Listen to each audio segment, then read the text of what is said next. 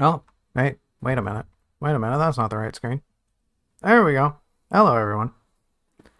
Sorry, you caught me in the void there for a second.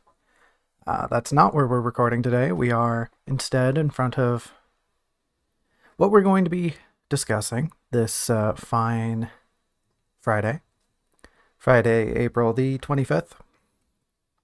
Chapter 37. We're here. We're back at it again. Episode 27, Chapter 37. Line things up nicely there, haven't we? In case it went unappreciated, once again, hello everyone. Thanks for joining. I feel like there was a thing. Oh, yeah, I was going to tell you what we were just listening to. I believe that was a collection of impromptus from Schubert, Franz Schubert. Not exactly certain. The listing here is not super clear, but I have been informed it is royalty free. Thus, it is mine to use because it's free. That's what we're all about here, baby. Anything else? Anything else I got to say before we get started? My dog was just barking a bunch. Sorry if she picks up on mic. And so on and so forth. What else? What else? What else? What else? I think that's it. I think we can just hop right in. Here's the thing. Here's the thing I should say before we get started. I drank a coffee before I started, and normally I stick to decaf. But I forgot. I forgot that's usually something I do. So if I suddenly have to pee really badly in the middle of the stream, then oops. That's why. That's why. It's because I'm an idiot and I drank a coffee. It was just a dark roast. It was just a dark roast, so I think I'll be okay, but we'll see. Caffeine and bladders don't mix very well. They've notoriously don't mix very well. But yeah, we're gonna jump right in today. I say like 2 minutes into the actual stream. We're gonna jump right in. Let me there's my mouse. Scroll to the top here. As always, we've got the notes on my right side, your left side, and the current chapter on my left, your right. And we're gonna jump right in. We're going to start with our chapter summary. There's a lot to talk about. This chapter has like a lot of there's a lot of environmental details as to what actually happens in the chapter. The plot is easy to summarize, but it's confusing a little bit because everything is in relation to other aspects, right? Teal does a thing for a certain reason, and then I have to kind of like backtrack and explain. Okay, well, there's actually a thing over there. It's important. So hopefully I don't like gloss over too much, but it's a summary, right? We'll talk about it in length as we go along. Similar to last time, we've got about 16 pages of notes to go through, so probably like another 2.5, 3-hour episode. I'll try to be brisk. I don't actually remember a lot of the notes here for this chapter, which isn't good, which isn't great. That's not a good sign. But we'll work through them as we always do. Grant me your patience in this time as I blab away for hours on end. And at the end of it all, you'll have, well, you're not really getting good insight, but you listen to me. You listened to me talk a lot about a book that you probably don't care about. Like 90% chance you don't care about. I would go as far to say like 99% chance that you don't care about this book. But I mean, hey, if you made it to this episode, if you're watching the series from episode 1, then first of all, congratulations. You did good. You did great. Thanks for coming. Secondly, are you insane? Are you okay? Are you all right? Do you need help? You can ask for help. It's okay. We understand here. If you have issues, because Lord, I got issues. Lord, I got tons of them. Yes, Robin, we know you're the 1%. You are wealthy after all. But anyway, so we're actually going to start the summary now for real this time. So within this chapter, we start off and Teal and the hero enter into the cathedral. If you'll remember from last time, Teal and the hero made it through the maze and they're kind of standing outside the cathedral. So this chapter picks right up from that moment where the two are entering.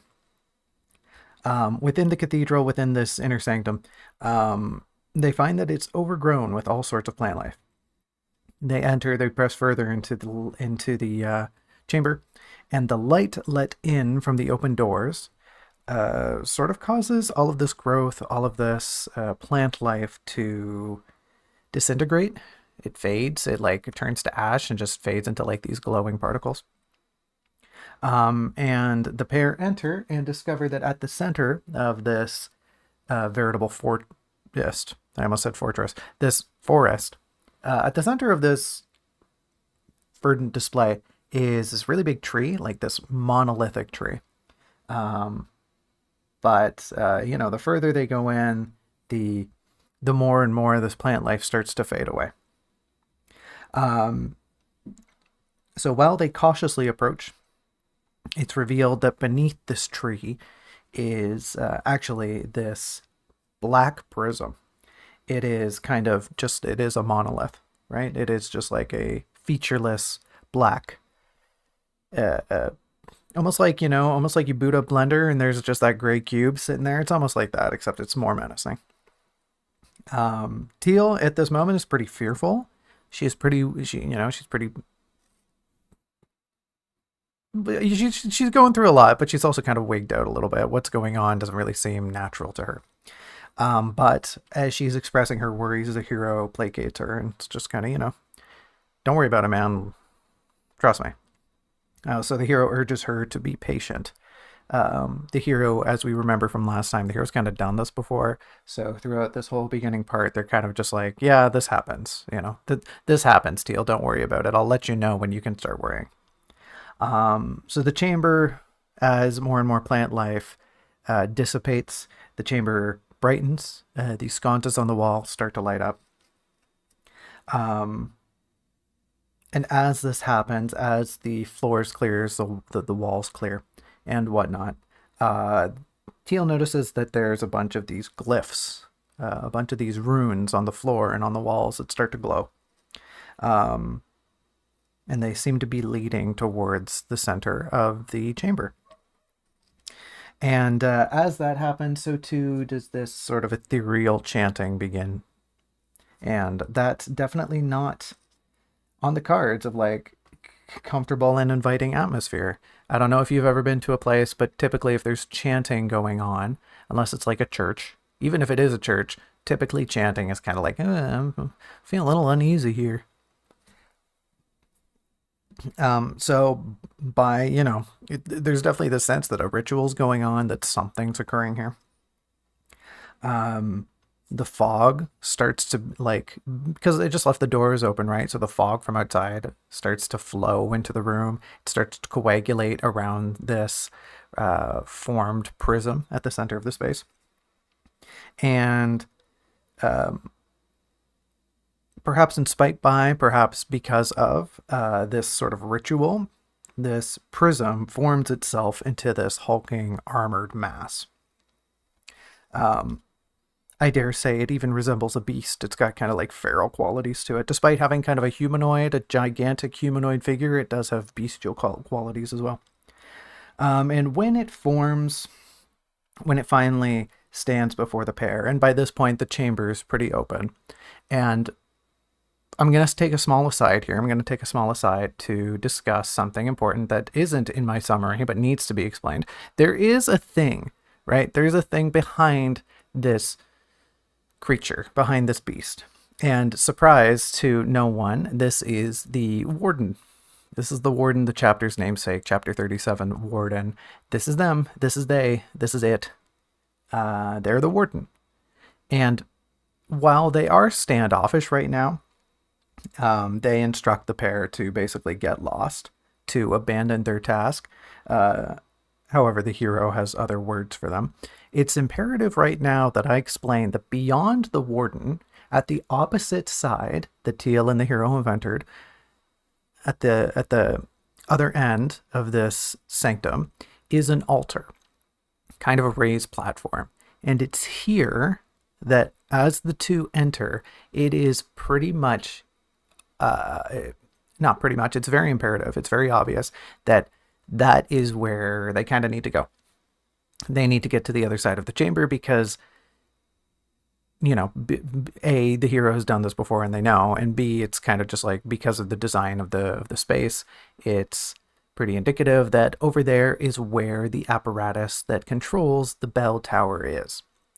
And the hero, because of their prior knowledge, knows that like, okay, we got to go over, we got to ring the bell, because ringing the bell does a thing, right?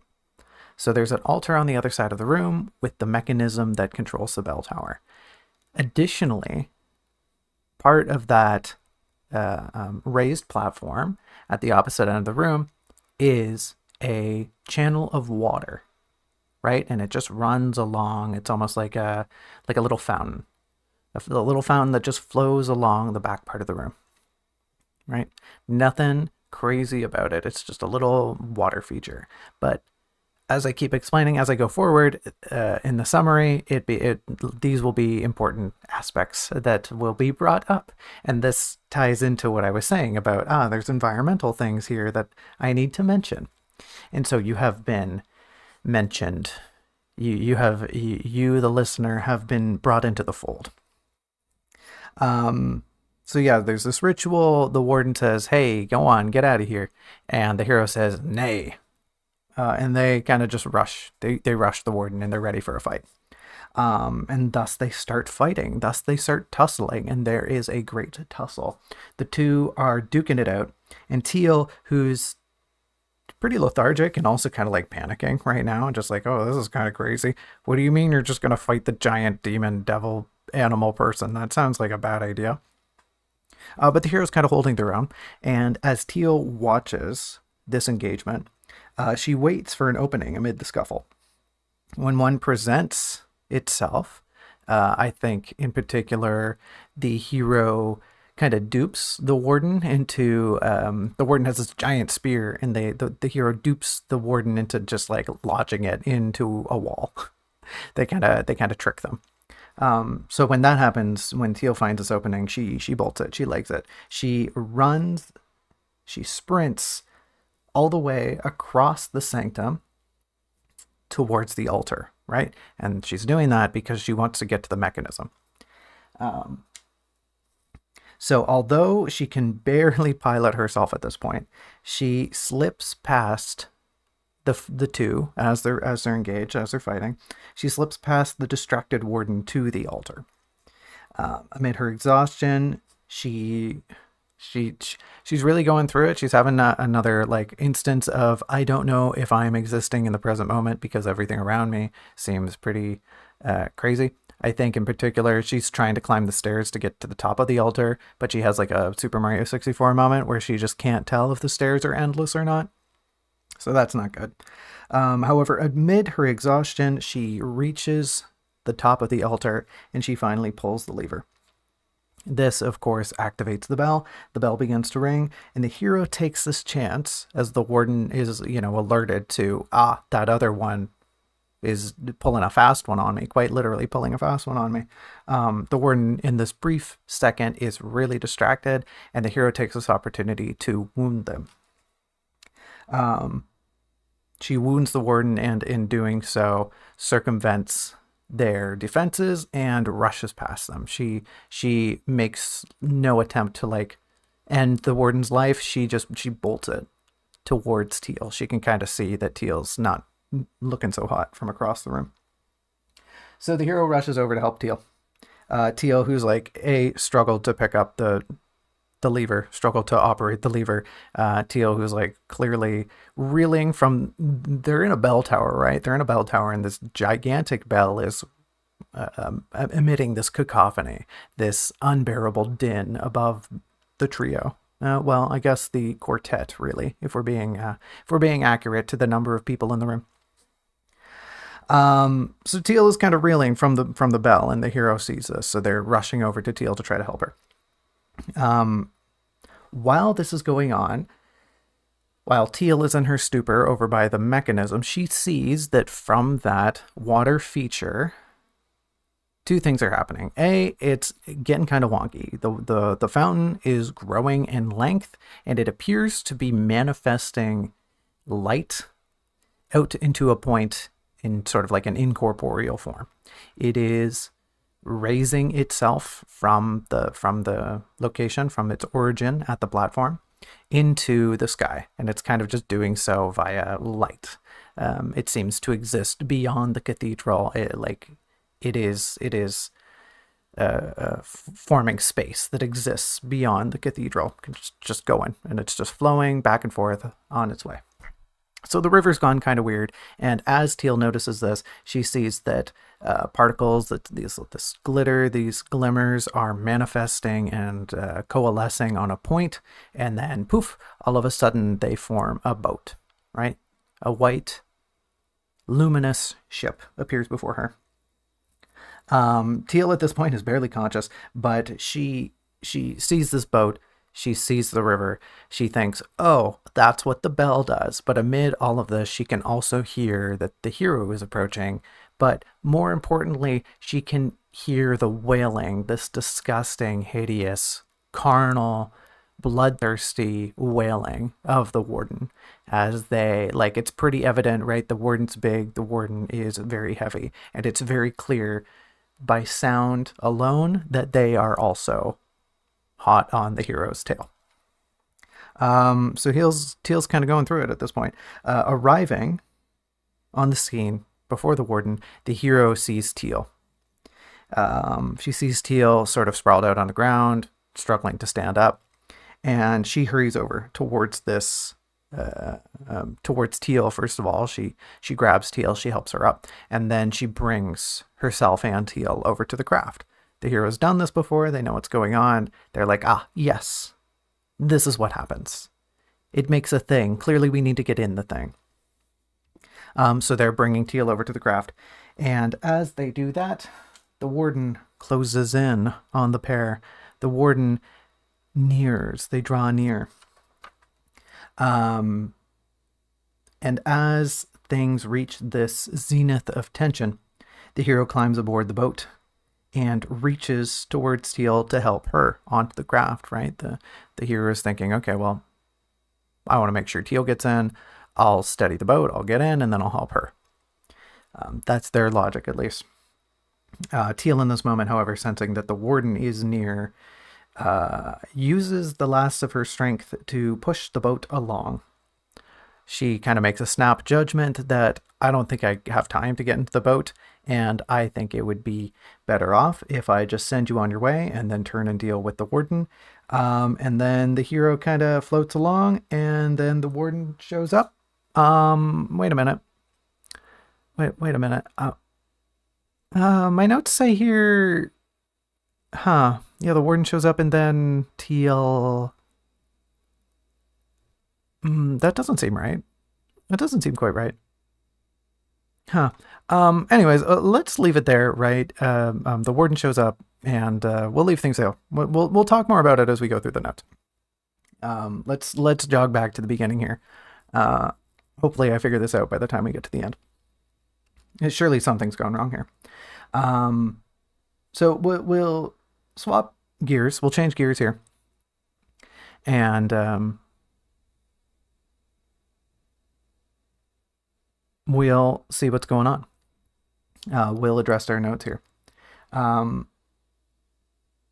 So unlike some of our notes, we start here right at the beginning with an issue. Sometimes it's not until a few paragraphs in that I have an issue. But right off the bat, I don't really have a general fault with this introduction, aside from it maybe being like a little too much of an emulation of Lovecraft's work. I was probably reading a lot of Lovecraft at the time. And I don't know. I think more so what upsets me with the introductory paragraphs here, is that there's too much of a shift. We kind of take this out-of-body experience. We describe the scene without Teal being in it. And I don't know if I like that. We've been really intimate with Teal and her perception. That doing this feels unnecessary. It feels kind of not quite token, but it feels wrong to do. It feels like a violation between the narration and the reader. So it's this really jarring presentation. I wonder here in my notes if like, is it okay? Maybe it's okay to break this consistency for the sake of setting the scene. But I think the fix here is so easy that I don't know why we're not taking that route. Instead, we can literally just have Teal poke her head in, right? They push the doors open, and I have a small note here about like, okay, yeah, metal doors, that doesn't really work. Maybe these grand wooden doors would be better. But I think we can just have the pair push the door open, and this is what Teal sees, right? Teal sees the scene. Teal sees the life and the room as it is before it starts to disintegrate. And that's it, right? That's like all we need to do. We just have Teal right up front entering, kind of apprehensively analyzing what's going on in front of her, and then she notices these things. Like the things, right? The description of the scene can stay point for point. Like I said, it's fine. I like it. But just so we can incorporate Teal and make it evident that these are her observations. We can even tie this into how Teal's feeling in this moment. We can have her express worry or doubt to the hero, like, oh, I don't know about this. This kind of looks weird. And then the hero, on their part, as for like an aspect of character building, that the hero can reassure Teal, can prop up her confidence, like, oh, it's fine. We just have to go in. We do, right, because we're doing this more so from Teal's perspective, it does mean we miss out on some details, some pretty intimate details regarding the scene, and especially the central motif, right, this giant tree in the middle of the room. But I think even in doing that, I think it might be beneficial because we can build up this sense of mystique, right? Teal can't quite make out what's going on all the way over there in this pitch black room. We can kind of build the scene as Teal enters, as Teal pieces things together, kind of like we're there experiencing this new destination, this creepy locale with her in the present. And then, you know, in that light, I don't have this written down here, but it's something that's kind of on my mind right now. It's that we can kind of have her in the midst of things as the environment starts to dissipate, as it starts to disintegrate around her. We could even maybe use part of the scene to have Teal like confide in Lacrimosa or something like that. But to finish off this first point, there's a bit of an illusion here. I don't know exactly where, to be honest with you. I don't know exactly the precise location, but there's an allusion to a banshee damning the heavens, right? There's something, and I know exactly why I included this. It's because there was a session of D&D involving a banshee with Teal. And unfortunately, as much as a fun callback as that is, probably like Robin was the only one who maybe even picked up on it. As much of a fun illusion as that is, I don't think it's necessary. In fact, I think it's a little too heavy-handed. It's too forceful. It's too much foreshadowing, right? The foreshadowing, if we're going to include that, should be something sprinkled on top. It should be light. It should be airy. It should be something subtle that we mention. And in fact, I think we shouldn't mention. I think this should be something that the subtext built. This is something that readers, you know, understand by filling in the gaps between what's going on and what's being said and what isn't going on and what's being said. I think we can just let the environment here do the foreshadowing. We're already building this scene in which the motifs are, you know, light and darkness and death and rebirth. I don't think there's any need to lay it on any more thick than that, right? When you start picking apart the context of the environment, that's not that deep, right? This is like high school English level stuff. Once you start actually looking at it and going, oh, huh, yeah, I guess that is what that means, huh? I guess we are kind of building themes in the background here. It's not deep. And so I don't think it deserves a very forceful foreshadowing. I don't think this needs any like due reverence. I see doing stuff for fun is in the chat. Hey, thanks for coming. Appreciate it.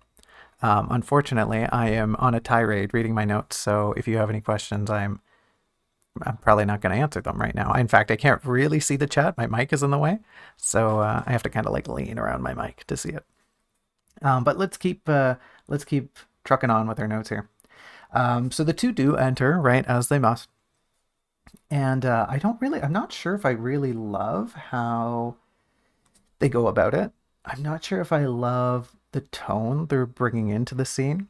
There's something of a stiffness There's something of a lack of inclusion. And when I say that, I mean like the reader themselves aren't tied into this segment.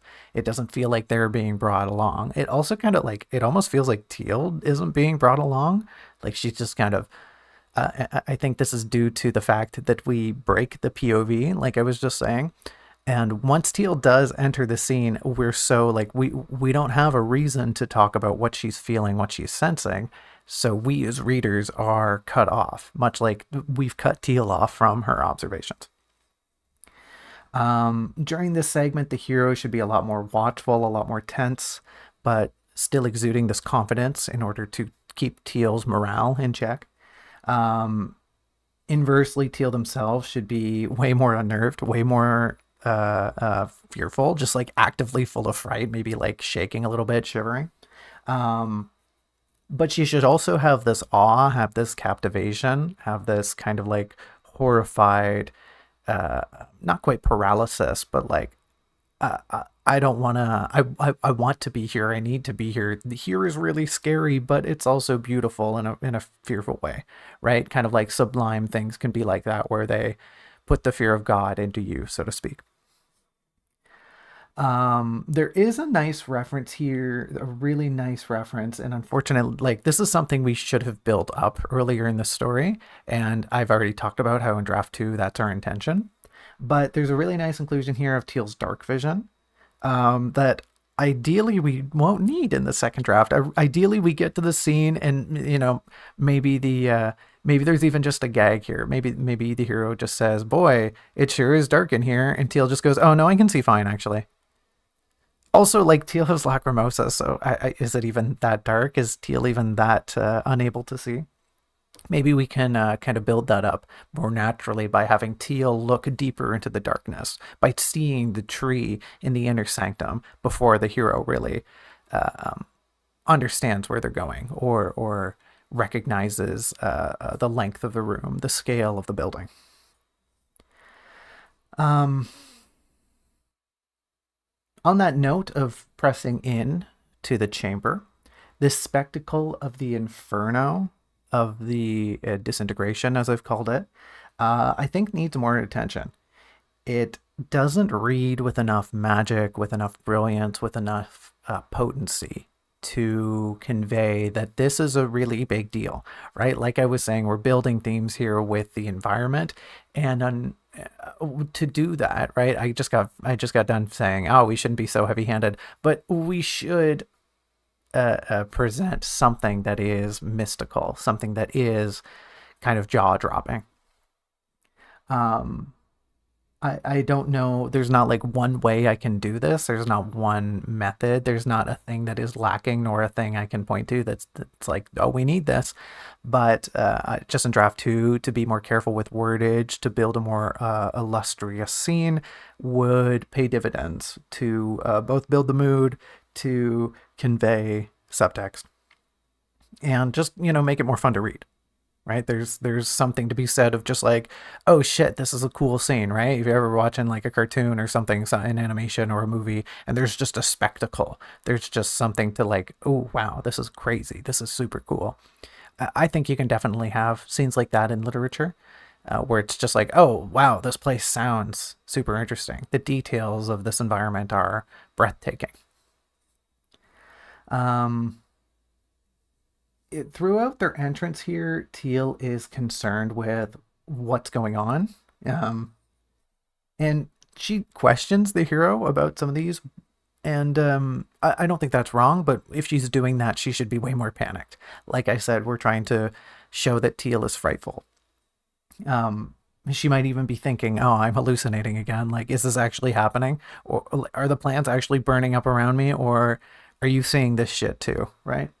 Um, her questions shouldn't be so much like, what is this? They should be more like, hey, I'm not the only one seeing this, right? These plants are turning into particles of glowing ash, and they're floating upwards. Is that real, or am I? Is it me? Is that a me thing? Um, Likewise here, once again, we talked about this briefly last time, but we lost the heartbeat motif. This should be a spot where it would make a return. Super easy. This should be something we're building up. Especially, I cannot stress enough how important it is that we build the heartbeat motif up in chapter 37. I cannot stress enough how much we need it here. Okay? I'll elaborate on that later on, I hope, but the fact we've dropped it rankles me so much, annoys me, it makes me so irate that there's none of it here. I spent so much of the book building a cool motif, and then I got a few chapters on, and I was like, I don't know if I want that. Whatever. Just leave it there. Just leave that cool heartbeat motif, that cool anxiety we were using. Just get rid of it. We don't need it anymore. Yes, we need it, dum dum. We need it. We have always needed it. It's cool as shit, and we can have it pay off here, okay? God, I'm stupid sometimes. Um, yeah, another chapter where I forget, but that I built up my own freaking whatever. I don't want to. I don't want to talk about it. I've ragged on myself enough. No, I haven't. I am also adjusting my mic very briefly. Give me a second here. I forgot to tighten the knobs. It has knobs. The microphone doesn't have knobs. Sorry, the boom arm of the microphone has knobs.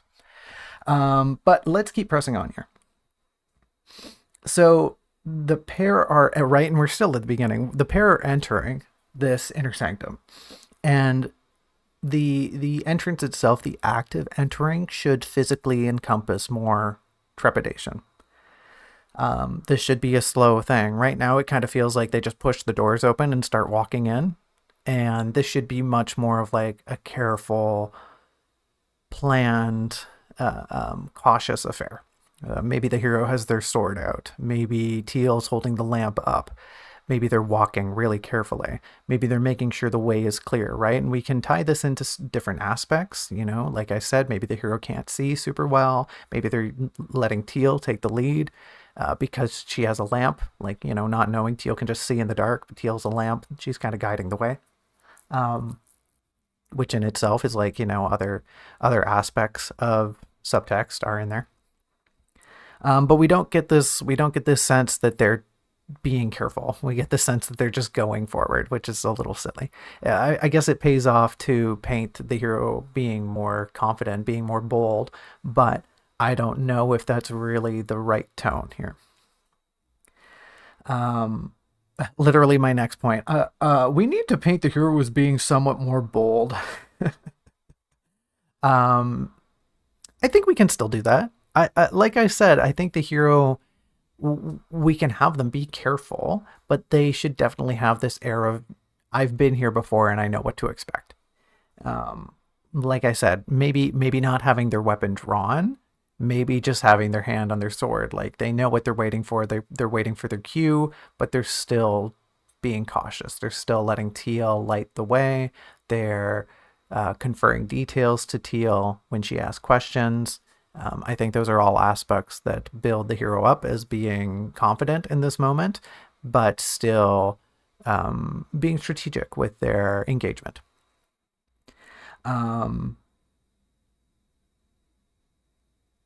Yeah, this is a fair point. We don't really build the scene between the door and the stairwell, right? Because they enter the door, they go down this passage, and then there's a stairwell into the main chamber of this inner sanctum.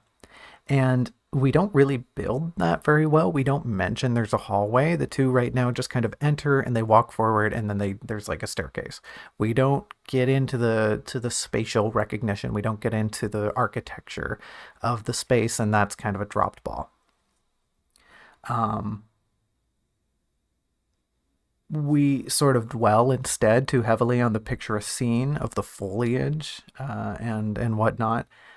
But like I said, we don't really describe the physical embodiment of the face, I guess, of the face of the building, maybe of the space, of the walls and the ceiling and the flooring and whatnot. And I get details like this are boring, but coming to a space like this, setting the scene right now is so important because we're going to be dwelling here for a little while. This is, to put it one way, a boss room. And painting the scene, setting the atmosphere of a boss room is so integral. It's so important. I'm even thinking, you know how Wow, this is the throwback. You know when you fight Dark Sun Gwendolyn in Dark Souls?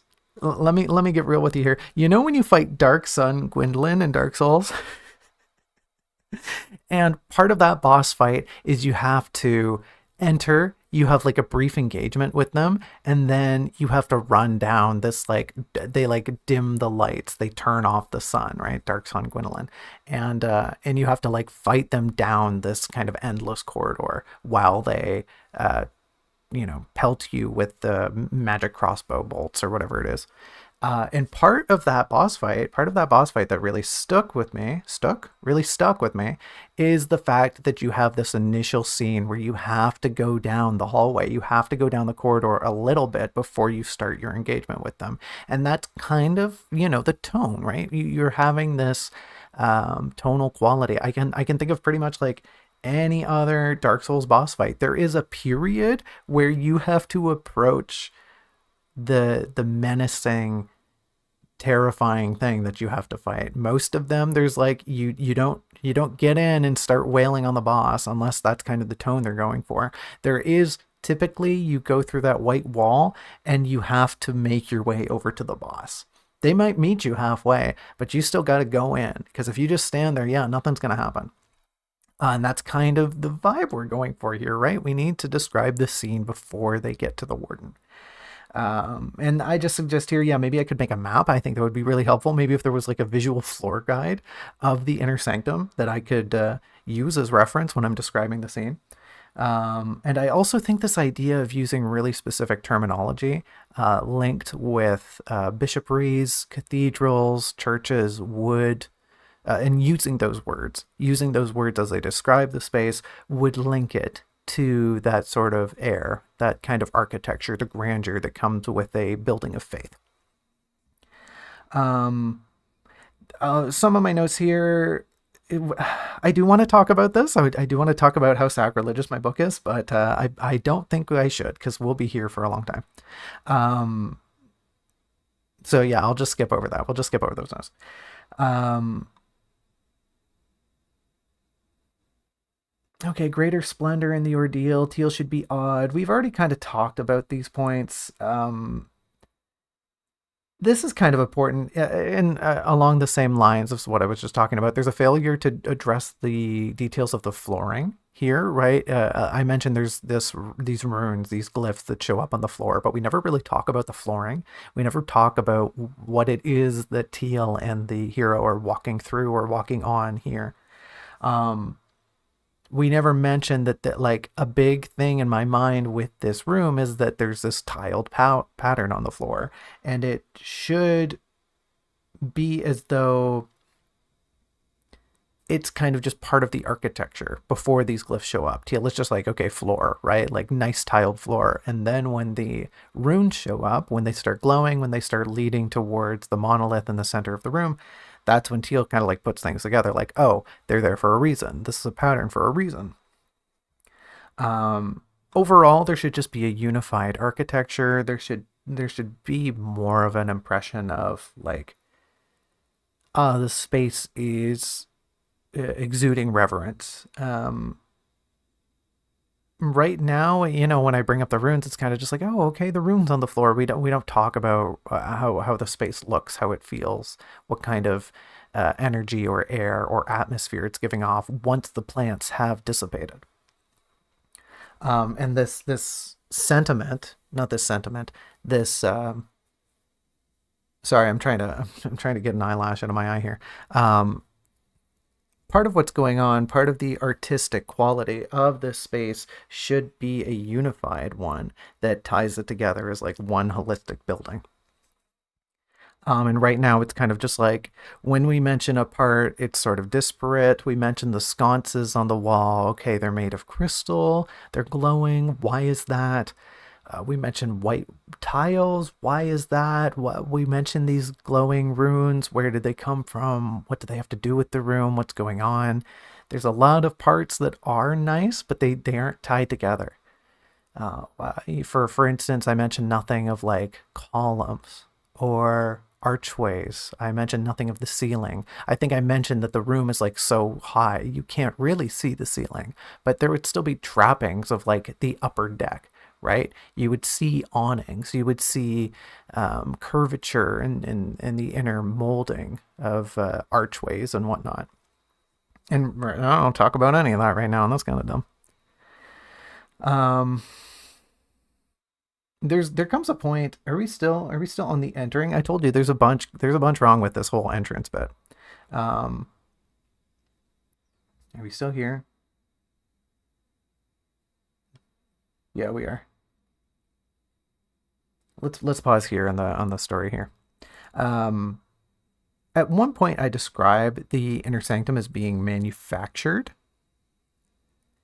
Um, but I don't think that's quite right. I think the thing is that once it's revealed, it has this eerie perfection to it. The word choice overall to describe the space right now is kind of poor. I'm trying to build an uncanniness to it, but I don't go about using the proper language to do so. Um, I think for some reason here in my notes I have an analogy, right? And I guess I'll just read this out. I guess I'll just read it out. Um, what I'm trying to encapsulate here is that once again we're going back to video games because that's what that's what people do. People talk about video games, right? That's what that's what people know these days. All the kids only know is video games. So if we imagine the cathedral as a space, right? Let's keep with that boss room analogy. Let's run with that. If we imagine this cathedral as a space, it's as if one designer crafted the cathedral, but another did the maze, and a third one did the valley and the skybox, so to speak. All of them worked on their proper designs, but the cathedral designer never directly spoke to the valley designer. Both only ever spoke through the person who designed the maze. So what we end up, or like what we should end up happening, or what we should end up having, is that there are all of these entities that exist as like steps away from another. The cathedral should have the impression of being meticulously designed, yet somewhat alien. You know, it should be there as a structure that exists within the maze, but it should exist almost as if somebody just designed it on their own as like a perfect, beautiful, stunning cathedral in the middle of this like dour maze, in the middle of this really haunting valley full of fog and snow, and also a creepy little guy. So the cathedral should exist, right? It should exist in that kind of mentality where it is designed, it is perfect, it is formulaic, it's very geometric. It is, it was crafted and hewn to be beautiful. But why is it beautiful? Why is it enchanting? Why is it such a grand piece of architecture in the middle of like this weird maze? And why is there a weird maze in the middle of this foreboding valley? Right? None of them should like they should all seem as if they could exist together, but none of them make sense, right? The valley, sure, it's just a piece of landscape. It is just an environment. That makes sense. A maze being in the middle of a valley, okay, that's kind of weird, but I guess somebody could have put that there. The fact that there is a giant cathedral that looks kind of off, that is hewn from beautiful, gigantic stones, is illustrious, is, grand in scale and architecture, sitting in the middle of that maze? Who put that there? Who built that there, right? Who did that? Either the cathedral was there and somebody built a maze around it, and that brings up more questions than it answers. This is just kind of the sense we're trying to go for here, and I hope I didn't get too off the rails for everyone, but the cathedral at the end of the day should exist in this sterile state, that it's pristine, not that it's manufactured, just that it's too perfect to exist in a state like this, given its location, given its like timelessness, right? It should be worn, it should be ragged, it should be overgrown. But when all of that fades away, when it's when the light touches it, it presents this uncanny, this kind of creepy cleanliness, this overwhelming sense of like, this is too unbelievable, right? It's so enchanting. It's so pristine that it's like, okay, well, this can't be real. This can't be a real place. What the heck? Um, so eventually we get going and we start to inject Teal with a little bit more fear, but I don't like the way it's included. Um, Instead, I think we would be better off describing how the pair are acting and sensing, kind of like I said earlier, that they're approaching this scene with care and caution. Right now, I kind of just spell it out. I kind of just say, oh, yeah, they're scared. Okay, right? The hero should be anxious. They're not smothered by trepidation. They have a resolve. They have courage. They're exuding these heroic qualities. They can be anxious. They can exemplify that in little ways, but they should always have this courage, kind of like almost like a shell around their inner emotions. They know, right? They've been here before. They've dealt with the warden. They know that the warden is stronger than them, but they know they have to do this anyway. They've also got that quality. Yes, I've been here before. Yes, I'm kind of anxious. Yes, I'm worried, but I know what I have to do and I know what I'm up against. I know what I'm up against might beat the living tar out of me, but I got to go do it anyway, right? Otherwise, and we never outright say this, but their mentality is otherwise I'm going to be stuck here. Much like Teal, they don't want to be stuck here without their memories. And that's kind of like a big thing that we never outright infer. Oppositely, Teal should just be absolutely quaking in her little boots, her designer boots. She should be trembling. Um, it's, I think, important that we mention that she's not trying to, or that she is trying to mask her fear. She is trying to distract herself by observing her surroundings, and we've seen her do this throughout the book again and again. That she, instead of like dealing with her internal anxieties, is just like, okay, well, wow, those are nice awnings. Those pilasters are great. Wow, are these steps made of stone? I hope they are. They're shallow and wide, right? Just constantly observing things so that her mind, her body can't calculate, can't reverberate with the fear that it should be properly perceiving. Um, yeah, and here we go. Maybe she takes this time to sneak a glance at Lacrimosa to like calm herself. So maybe she speaks to them. Maybe she says something to them. Um, it's in this segment here where we're kind of describing fear and trepidation that Teal we should be mentioning how closely that Teal is standing to the hero, how they're kind of, you know, almost leaning on them for support. Not physically, she's not like, hanging off their shoulder, but she is. Whereas before in the maze, they were kind of at a gregarious distance, at a socially acceptable distance. Teal at this point is like, no, I want you to save. Like I'm going to use you as a shield. I am scared. When a dog hides behind somebody, when there's like a thunderstorm or something, or they get real spooked, that's kind of what Teal should be doing right now. Teal should be creeping out from behind the hero, like, oh no, it's okay, you go first, it's fine. Once again, another point in which we can mention the heartbeat that we just don't. Boo, boo, I don't like that. So we finally get to the prism. We finally get to the monolith being revealed. The light burns away the refuse and growth that is permeating from the structure. I guess we can call it a structure at the center of the sanctum. And we're on to something with describing it, right? Once it burns away, it's so dark, it's so black that it's almost as if it lacks volume. It is to quote from the first draft, the very absence of space itself. And that's cool, that's great, but there's once again a lot of Lovecraft hanging around here, hanging out, loitering here, and we just need to sweep that all away. I really I know that I took things away from Lovecraft, and I'm glad I read their work. However, I both do not want to and do not think it is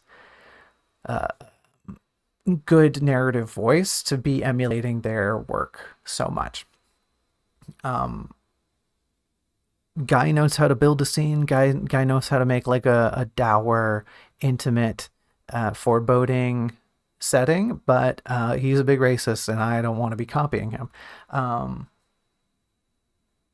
that's point number one. Point number two is like going through one of the first things I said in like episode one is that I need my own narrative voice. I need there to be a strong narrative voice throughout the second draft and throughout like any of my writing. And so we need to do away with the Lovecraft. Get that crap out of here. We don't want it no more. Um, so the chanting voices come in, and we kind of lose something here. I wonder, are we just like going too fast? Should we be lingering here? There's no specter of fear in this segment. There's no foreboding. There's no kind of like a crushing weight to the scene here. Honestly, this chanting should be a little grotesque. There should be a bit of a tinge of disgust to all of this, especially for both readers and Teal presently. I like the idea that Teal, when Teal first perceives the voices when they start as whispers, Teal's ears kind of twitch. I find that's a really good addition. And she might even turn to the hero and ask, like, "Are you hearing that?" And we can just have the hero say something like, "Oh yeah, this is it's starting. They'll be here soon." Something along those lines. Um, but I think, yeah, just overall, we need to inject this scene, the big reveal, the build up to the warden as having more pressure to it. Right now, it kind of just like it's more of a spectacle than anything. And while I do like a good spectacle, I don't think that's appropriate for something like this right now. Or rather, I think the spectacle should be shifted to better present what needs to be on display for readers to, pull away from emotionally. So there is kind of this shift. There's this shift to the fog coalescing around the prism, and it's lovely. I really like that. Just as like I was just saying, an aspect of the scene that makes it kind of a little more metal, right? A little haunting, a little enchanting in like a dark way. Um, and this is what I mean. It's this presence of the fog of this uh, um, heavy, almost like kind of like a Majora's Mask uh, atmosphere that we should be intertwining throughout all of this segment. It sort of like a bell curve. We can have things slowly start to ramp up until this point when things really start to hit the ridge. And then by the time the warden appears, that should be the zenith of this kind of terrifying atmosphere. Um, it's important, though, that we remember that this is a thing that Teal should witness, that she should be part of this scene, that she notices a chill, she notices this distinct um, quality, right? She, like, when they entered the sanctum, it was pretty evident that the temperature here was a bit more comfortable, that, clearly this is a space where things can grow, whereas outside things were just snowing, right? It was cold. But now they're inside. This is a much more atmospherically pleasant space. And it should be that when the fog starts to roll in, when there starts to be this breeze, that along with it comes a chill. The outside world is being pulled into this cathedral. She should notice the fog swirling around her feet as she's standing there, kind of in rapture. Um, there's a mention of like agony here. There's a mention of the pair being in agony as they experience this revealing of the warden. And that's just not correct. That's just not really what we're going for here. Like I said, this should be a foreboding moment, but the two should be experiencing it in their own way, right? The hero right now should be stoic, unmoved. They're keeping themselves in check. They know what they're going to have to do. They're still, they're like waiting for the moment to come, and they're preparing both mentally and physically. Teal, however, should just be in awe, just completely like, oh wow, this is crazy. Not only was there ash and glittering and rising and the plants are gone and there's a big thing in the middle, but wow, now the fog is touching it and it's swirling around and it's making a thing, and woof, it turned into a giant pillar of light, and now this guy's here, right? Teal should just be from start to finish. From start to finish, she should just be completely amazed at what's going on. Once again, part of that amazement should be her heartbeats that we completely forget to talk about. And I think as one final point, it's important that we mention that Teal should recognize some of the chanting. And like even if we don't go out of our way to say what she recognizes, we should just mention it, right? Just as something to tie her to the chanting, but also to take a lens and shine it once again on like her empathy, that even in a moment like this, even when she's kind of at the peak of her fear, that she can still connect with like weird crap going on around her. And as kind of like an explanation for this, I'd like to point to, songs that are kind of just in gibberish, or like when you listen to music in Simlish, if anybody ever listens to music from The Sims, how even if it's a completely made up language, even if a song or somebody speaking is completely nonsense, very often your ears will pick up things that sound familiar, quote unquote. They sound like something that you've heard. Not Yoko Ono, what's her name? The woman from the Seatbelts. She did a bunch of the music for Cowboy Bebop, and a lot of those songs in Cowboy Bebop are just like made up nonsense. And even though in those songs they're made up nonsense, they're constructed with such a beauty and grace that you can listen to them and get this impression, like they're constructed in such a precise way that you don't need to know what they're saying. It doesn't matter, because the emotion of the piece is what is strongest. But even if you are, quote unquote, paying attention to the lyrics, you still you can pick things up and be like, oh yeah, this sounds like they're saying this in French, right? Or it sounds like, oh yeah, this string of words sounds like, I don't know, praise be to God, or like I love you, or, very common phrases that might exist in certain languages.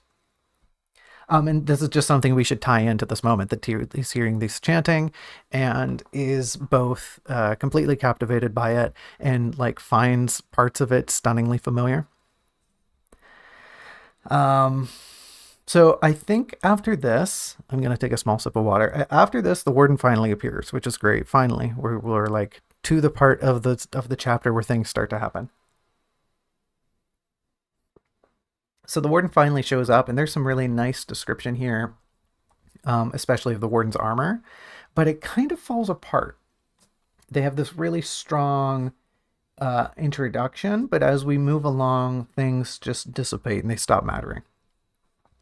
I really like this notion that they themselves, the warden themselves, embody this immaculate silver, right? That theme is present over and over with regards to the warden's dressings. But I think we could even bring up nods to other metals like platinum, other really shiny metals, or even really brilliant woods, such as like white birch. Maybe we could even tie in the, sort of an iridescence. Maybe we could work in some opal into their outfit. Just like, generally kind of white, shiny, that's sort of the motif we're going for here. Really bright, really lustrous, really radiant. That should be the overarching idea that ties up the warden's physical motif. Um, there should be, yeah, we get this idea that their garments are kind of like holy, that they evoke the same purity or sanctity that the inner chamber does. And I kind of like that. I think I want to run with that more, right? They should have more of a quality that they are wearing vestments, so to speak, that they are kind of this holy warrior, like a herald, or like a holy knight, a paladin, so to speak. Um, Whether they have like a gambeson or like a skirt, a flowing skirt of some sort that has some sort of insignia on it, right? Very Teutonic Knights sort of look. We could run with that, or we could have their robes be somewhat more like vestments, like I said. Um, Maybe they're more like an armored pontiff, or like a war cleric or something. But I think that would be an ideal thing to stitch into their appearance. Um, we should have overall more references to how their garments glisten. I think trying to tie this idea that maybe they're kind of it isn't exactly true, right? It's not as if they are made of stained glass, but they should have this appearance that they are, they resemble something from a stained glass, down to the point where, they shine. They have this radiance to them, almost this rainbow-esque quality, that they are at all points, all colors. Um, that in the light, in this new light that has been spawned in birth in the cathedral, that the warden is a point at which all light, exudes from. They are kind of this brilliant being. And maybe that's too much, maybe that's too heavy handed, but these are just some ideas that I think might work to better characterize the warden in a physical sense. With regards to their visage, there's just kind of like an overall need for refinement. Um, and on top of that, their armament, and this is where things kind of fall apart, their armament should be described as being of a more deadly quality. Right now, it's kind of just like, okay, they've got a big pike and they've got a huge shield. That's fine. That's deadly in itself. People know, like, okay, pike is a weapon, shield keeps you safe. But we don't lend any sort of meaningful girth to how uh, deadly this weapon, and not only how deadly the weapon is, how like humongous, and uh, how like it looks like it could take out buildings, no problem, but also just the magnitude, the weight, the scale of these weapons, and how pristinely crafted they are, I think is another big aspect. Um, the pike itself should seem both, um, or sorry, the pike itself should seem as though it might render one to bits. Like it could just, carve stone in twain, you know, anything, as if it could slice light of all things. It should be so meticulously designed, crafted by otherworldly immortals that I like. I don't know, how do you describe that in a good way. How do you go about saying, oh yeah, that looks really deadly? I think taking some aspects of that and mentioning how it looks super heavy. Maybe the warden does something. Maybe they like stamp it on the ground or something and it makes a crater because of how heavy it is. Just little things that we can use to draw attention to how massive A, the warden is, B, how massive their armaments are, and just, the sheer weight and the composition of them, that they are hewn from just impossible amounts of metal. Maybe so much metal, in fact, that it's like it starts to resemble stone, right? Maybe it just looks as if they're carrying around giant boulders of equipment. Um, but still, they should have um, a regalness to them, right? Like we were talking about, they should have this brilliance, have this magnificence to them, that they're just, better. These are not mere mortal weapons, uh, or shields or armor. These are something.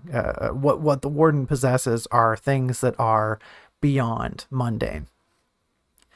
Um, okay, this is fun. Hi, it's me from chapter 39. Hello, me from chapter 39. I hope you've got something good to tell us here. Um, oh, okay, here's something. This is actually really fun. There's a bit in chapter 39, which spoiler alert, there's a chapter 39. If you didn't get that so far, there's chapter 39. Um, and Teal mentions that there's chimes. That it sounds like there's chimes coming from the warden. That when the warden moves, it sounds like there's something, kind of clanking, clattering, or ringing. We we dead ass never say anything about that. Like there's nothing in here that mentions. Oh yeah, they sound like they're ringing. They sound like they're twinkling. Um, so that's weird. While this is obviously a very blatant error in continuity, I I think I like it. I think I really dig it. I think it's a really funny. I don't know. It's not funny, but it lends this idea that there's a bit of a religious quality, right? Chimes are often used in like meditation, and they have they only sound when the wind rustles them. They've got a sonorous tone, sort of one that leads one to exist thoughtfully as they ring out. Um, so I think the idea of maybe having, because the warden is described as having these antlers, I thought maybe having these kind of paper charms with little glass beads or something like that, little like brassy chimes that clink and rustle around, that clatter together whenever the warden moves. I thought that might be a nice nod to kind of, um, I guess it's more of a thing in like Shinto and Buddhism, but I think even here in this space, right? Like, we can tie it to the bells, right? Maybe there's little brass bells hanging from the antlers of the warden, just something to give them a little bit more texture, right? They've got all of this harrowing equipment, this foreboding form, and this armor-clad figure. But then, a nice facet to that is, yeah, there's little brass bells hanging from their antlers. They're tied there with little like paper charms. While it is kind of adorable and like a little bit against the grain, I think it's nice texture. I really like it, and also it adds an auditory quality that we can um, pay attention to. We can point at and be like, ah, Teal hears this, Teal hears that, the warden hears this, the hero hears that. It just as another aspect of being able to tie Teal's senses into the scene. And also we can, it makes it so that the continuity error is fixed, and I can bring up the bells later, and there's no big deal.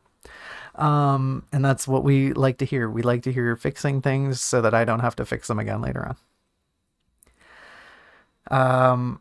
There's a moment here where after the warden spawns, after they appear, Teal has Teal references how the warden and the wanderer are a little alike. And I think we should do a better job here comparing the two. But in contrast to that, right? I think it should happen. I think there should be more weight to it. But Teal here should find that the warden's utterances are cold. That despite resembling the wanderer, the warden has no inflection. That they don't exist in this kind of like bubbly, frenetic state to the wanderer. And it's important here, in this segment of the book, and also in my notes, to remember that Teal definitely developed a weird fondness for the wanderer. So for her to be thinking about them isn't wrong, but for her to be making these comparisons should have a bit more weight to them. When Teal thinks, oh yeah, the warden's coming off as kind of cold and overly unified, she would also then be reflecting that onto what she had perceived of the wanderer, where the wanderer was manic, where they were hard to understand, and yet there was like a warmth to it, right? There was a warmth to the wanderer, where here the warden is like very precise in their speech, very calculating in what they say. Teal absolutely understands their intonation and their meaning, but she doesn't fully connect with them, with it. She's standing there and kind of just unnerved and like, okay, you like, I don't, are you? And it all kind of boils down to this idea that Teal feels like the warden is maybe an automaton, and we'll circle back around to that. But it's important to bring it up now that Teal has this like she's, despite finding the warden and the wanderer similar, she is rebuffed by the warden, and at the same time finds herself being drawn towards the wanderer in retrospect. Um, this probably, yeah, this would be the moment in which I plant that seed in the narrative that Teal's sitting there finding herself strangely drawn, like, oh wait, why am I thinking about this right now? Um, of all times, like I'm scared. I'm actively paralyzed by fear by this gigantic destructive being about to crush my bones. And I'm busy thinking about the little weird creep who talked in rhymes and cawed at me and crowed at me and told me I was a pathetic little worm or something. Why am I thinking about them right now? Um, we can take this a step further, and I don't know if this will really make sense, but it's part of my notes, so I'll say it. We can take this a step further and try to insinuate that perhaps all along it wasn't the bell tower. It wasn't the bell tower that has been haunting Teal this whole time. She might take a moment here and think, like, wait a minute. It's I was being drawn towards this place, sure. And I thought it was the bell that was haunting me all this time. But now that I'm here, I'm not so certain. I'm having second guesses. Having met the Wanderer and made her way past them, Teal has a sudden revelation of, wait a minute, maybe it was them. Maybe it was the little creepy guy who was secretly, like, subconsciously calling out to me across time and space. And Teal doesn't have the time nor the resources right now to really sit and meditate on that, to have a moment of consternation. But I think this is definitely a thing where we can kind of sprinkle the seed into the ground here. And Teal has a small revelation of like, oh wait, yeah, maybe it wasn't the bell.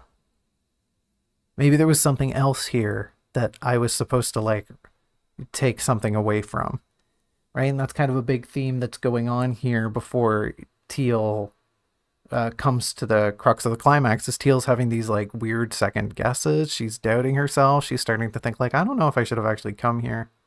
Like this is starting to feel like a bad idea, but I can't do anything about it. I have no other options, and it's here that the seed falls that like, oh wait a minute, maybe I did have another option. Maybe I blew it. Maybe it wasn't the bell tower. And I don't know if we'll get that deep into the idea, but it's something we should express, or at least try to express. Um, as Teal draws this parallel, yeah, okay, this is where we start talking about it. This is when Teal should be coming to the conclusion that she thinks the warden is an automaton, that she thinks they are kind of a construct, that they are not a being, that it is just the warden. Um, yeah, I think that's enough to go off. I'm trying to think, should I extrapolate more on that? But I don't think I should, right? Teal at this point should think that the warden is an automaton. Full stop. Unfortunately, I don't think that in draft two, Teal would know what an automaton is or know what like automation is in general. Um, but she would likely kind of reference the warden to being like a statue, a giant statue that can move on its own. Teal went through the university and saw all sorts of sculptures of these, larger than life individuals. And Teal at this point might be referencing those and thinking, oh, it looks like those statues, except it's moving. It has that kind of carved, cold, unmoving quality to it, but it is functioning. It is moving about its limbs, but there should always be this kind of aspect of the warden that Teal doesn't necessarily empathize with them. Teal finds them to be cold and ironically unmoving. Robin's gonna eat that seed. Okay, peck peck. There they go. That seed's gone. Um, This is also just this is just like a last little point. This is part of why when the warden does start moving, when they do start fighting the hero shortly, that Teal finds that their movements shouldn't be that quick. Teal thinks that the warden is a gigantic statue hewn from stone from top to bottom. It shouldn't be able to move that fast. It shouldn't be able to move with such adroitness because it's just a giant rock in her head. It's a giant rock full of gears and metal, probably. But we're building this idea so that we can tear it down later on. But right now we don't even build up the idea, so it's kind of wasted. Teal should definitely be standing here, especially as she's reflecting the warden and the wanderer. She should be thinking, I don't think you're really alive. I don't know if you're real. Like, you're a real thing, but I don't know if you have a spirit, if you have verve, if you actually have like a soul, so to speak. Right, and yeah, they start fighting. The sound effects here are kind of a nice touch. They're maybe a little over the top. However, there is a reason for them to be so overt. How are we doing for time here? Over an hour. Yeah, we're gonna be here a while. I just checked the time and the page count. We're gonna be here a while. I hope you're all I hope you're all comfortable right now. Do you have a drink with you? Do you have a snack? We're gonna be here for a while longer. So yeah, they start fighting and we've got these sound effects and it is bold, it is over the top, but we need them there to set up the ringing of the bell later on. And the ringing of the bell is like a very important visual cue for the reader that's things are kind of spinning out of control, right? This is a really intimate moment for the hero when they rush into battle. Um, and we kind of we switch POVs here to exemplify how intimate it is. We as readers go along with the hero as they charge headlong into this fight. And I don't think that is wrong per se, right? The intimacy is what we want to keep, but the POV should be from Teal's perspective. We need to see the hero fighting from where Teal is standing. She is the one watching the fight. The hero can, charge in, they can rush in with all sorts of courage and, heroics, if you can believe it. But we should be displaying those from Teal's position. Um, and in doing that, we also need to inject, right? We need to inject the scene with how Teal is perceiving it. Teal at this moment is, just racked with fear, just impeded by nervousness.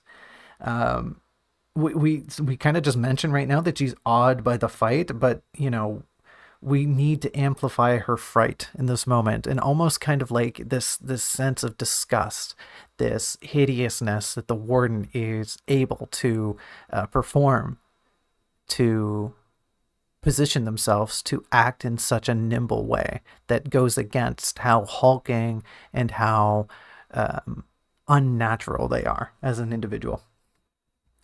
For example, she would be shaking. She would be kind of like inching along the far wall, trying to position herself in like an advantageous space while keeping herself safe. Um, she would be sitting there constantly churning over and over, like, when should I go? When should I go? When should I run? Um, she would probably even be, part of her fear right now is, man, if this guy comes after me, if the warden turns and stops fighting the hero for even half of a second and they come towards me, I am pulp. I am less than nothing against this guy. I am a fly on the wall and I cannot see the fly swatter because I'm just a little bug. I'm going to get crushed and I'm not even going to know what crushed me. It's important that as Teal witnesses this fight and it dawns on her how how skilled and how like fearless the hero is being, and B, just how much of a monster the warden is when it comes to martial combat, that Teal is outclassed. Her fear should be completely paralyzing her at this moment. And not only that, but it should be amplifying and stoking the flames of her indecision, where Teal just doesn't know how she should act, when she should act, why she should act. Um, Ba-bump, ba-bump, ba-bump. Yes, her heart is not beating here at the crux of her The crux of her anxiety, there's no mention of her heartbeat. Yes, I know me from the past. I know. I really let the ball drop, okay? In fact, I forgot the ball several chapters ago. Get off my back. So, yes, in the future, this scene will be very important to incorporate that Teal is a nervous mess. Okay? Great. Um, so here's the two fight as the hero and the warden fight. We forget a crucial bit of information regarding the warden's spear being stuck in the wall, right? So the hero's gone, the hero's fighting them, the hero tricks the warden into a thrusting attack.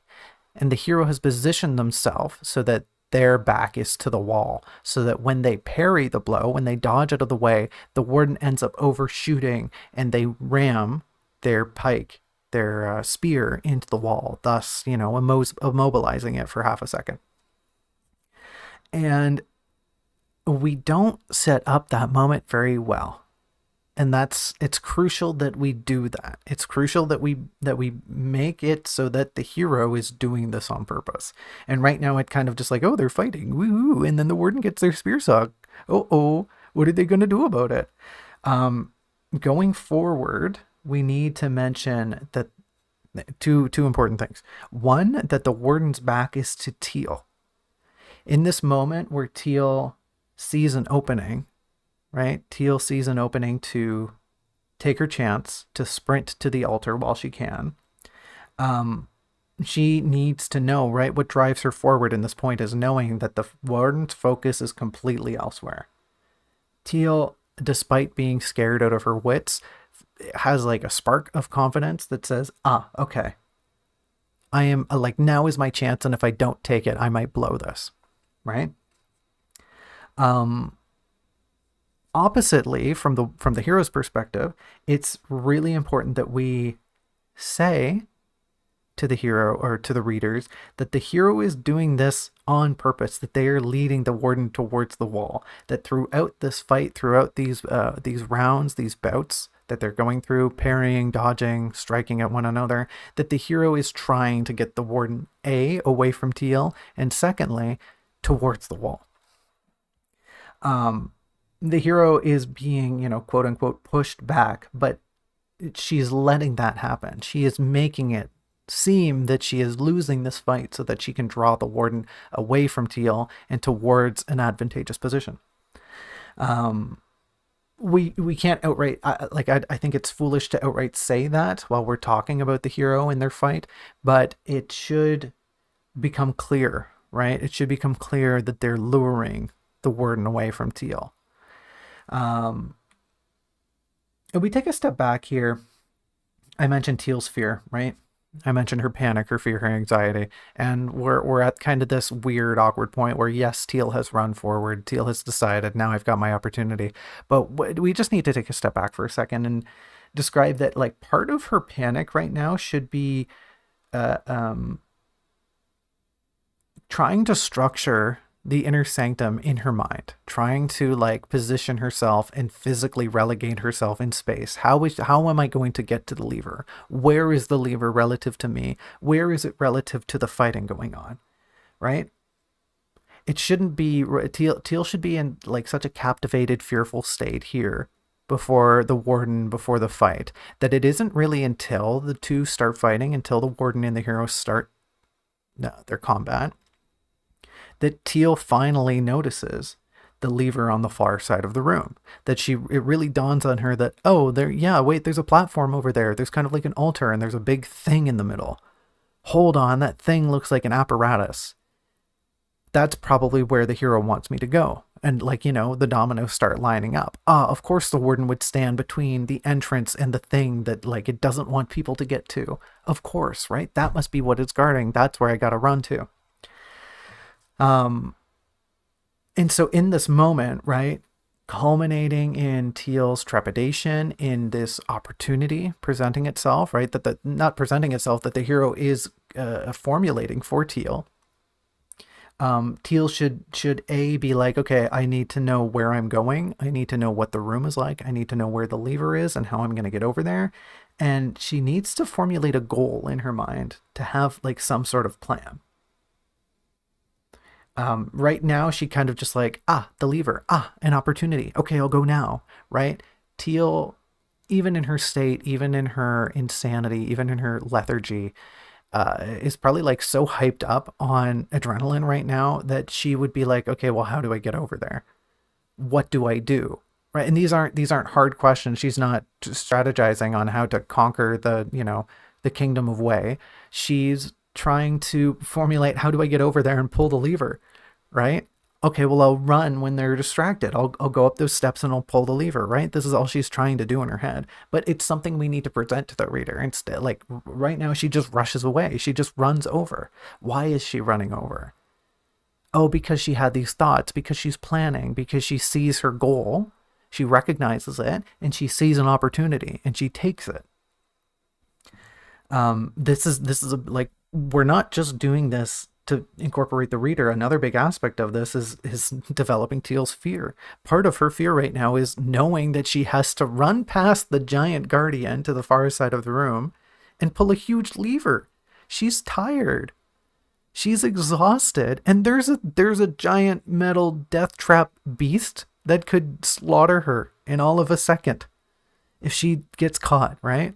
All of these are aspects that Teal should be digesting and trying to come to terms with. And then it's like, okay, well, yeah, the spark went off. The opportunity presented itself. Either I go now or I never go.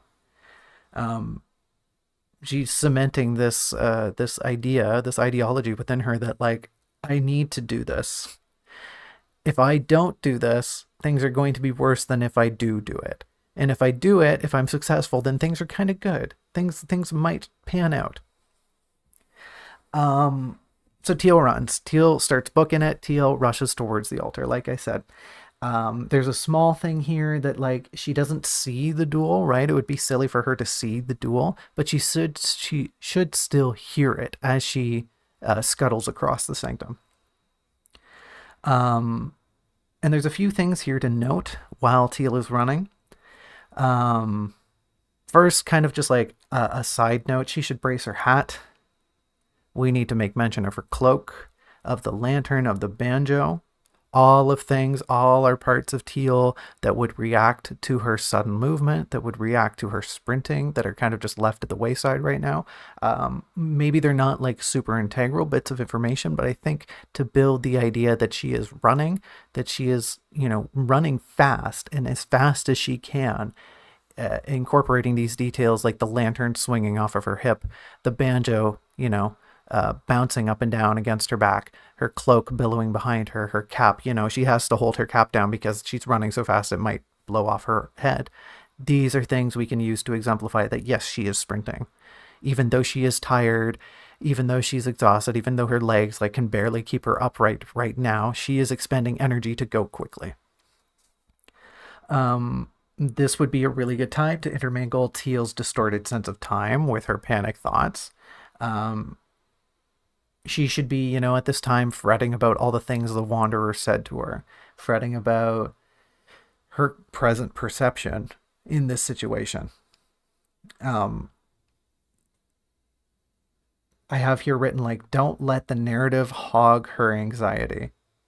There's too much right now. There's too much mention of how, she's scared, she's tired, she's this and that. She should be, Teal's mind right now is a constant whirling mess. And we need to pick up aspects of that and display them and say, yes, Teal is trying to do this thing. Teal is scared. Teal is tired, but also she is a hot mess of goo right now. She cannot perceive properly where she is in space. She is hallucinating. She is barely keeping herself and the world around her together. And while she's doing that, she's really trying to piece together this strange metaphysical meta philosophy that some weird little creepy demon in the middle of a valley just preached to her out of nowhere, as they conjured up magic and light that she had never before seen or experienced in her pathetic little mortal existence. There's a lot going on under that cap, and right now it's kind of just brushed away. These are things we're brushing away for the sake of it's action-packed. It can be action-packed, but I think we need to bring in little crunches of, little toffee bits, like we're eating a cookie. You can't just have batter. You got to have things in the cookie, and these are the things in the cookie that we forgot to add in. Um,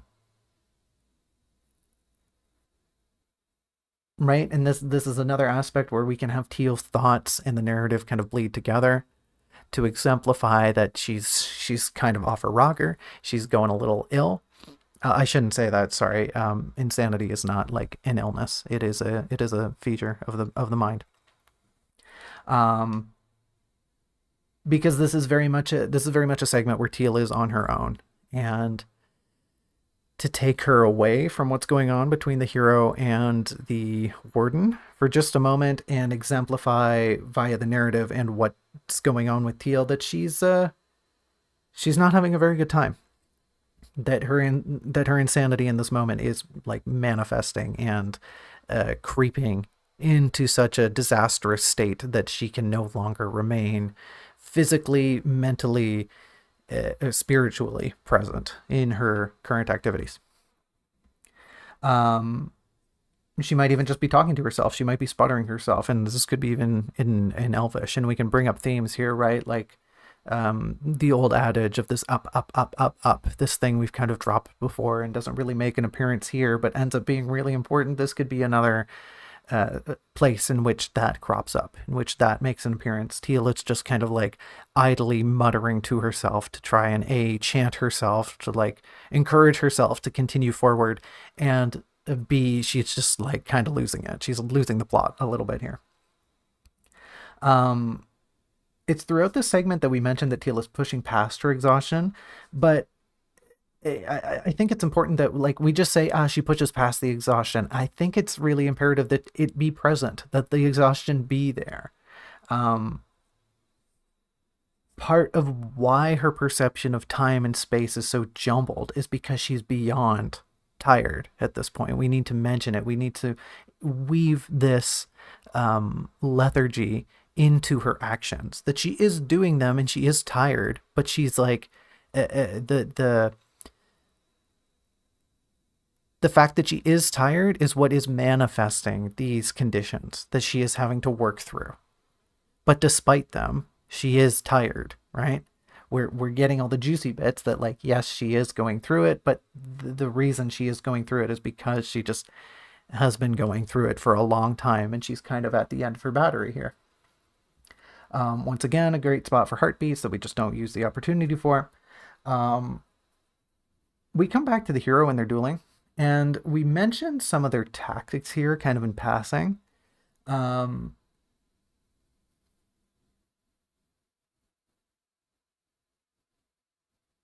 and okay, and by this I mean we start to describe why they're doing things and how they're setting up this fight to be advantageous. And we kind of just gloss over it. And like I said earlier, we need to make it way more apparent that the hero is kind of doing this on purpose, that the hero has set out to orchestrate this fight to play out in a certain fashion. Um, so no more just like kind of hand waving this away. This needs to be front and center, and like it doesn't have to be so heavy handed. It can kind of be in the shadows, but it should still be mentioned. Like I said, readers should get away from this scene, should get away from this fight that the hero had always been planning to do this.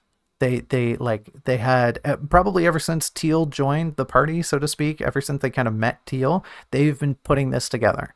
They've been strategizing this whole time and like, okay, when I fight the guy, I need to lead them over here so that the other person can run over there and do the thing, and then I'll do the thing while they're distracted, right? It should be really apparent that the hero's just been setting this all up. Um, Throughout all of this is just kind of a broad sentiment, I think. We need to paint Teal's more flippant moments of indecision as moments that are exacerbating her anxiety. Teal, like presently, Teal should be thinking, being indecisive is going to doom me. Teal should be thinking, I need to do a thing. I need to do it right away. I need to act. I need to act properly. Otherwise, if I stop, if I falter, if I fail, I'm screwed. Not only am I screwed, but the hero's screwed. Teal in this moment is just like such a pent up wad of worry that that could even be what's fueling her. But it ultimately, the consideration that being indecisive, that, not taking immediate action will inevitably doom her, is something really important that we inject into all of this. Um, and this is important so that when we reach the climax, when we finally get to the point that we'll, maybe talk about in a little bit, um, that Teal should be thinking, if only I were more decisive, if only I had done things properly, if only I hadn't hesitated, right? And it's not that Teal does a lot of that, but we should be showing that, yes, before she acts, there were moments where she was kind of unsure, moments where she hesitated, moments where she, her confidence faltered. But despite all that, she ends up doing what she needs to do and ends up doing what she does. However, once things hit a zenith, Teal should be thinking, oh no, I screwed up. Oh no, I should have been more present. I should have been more decisive. I should have done things. I should have acted quicker. If only I had acted quicker, then things wouldn't have happened the way they did.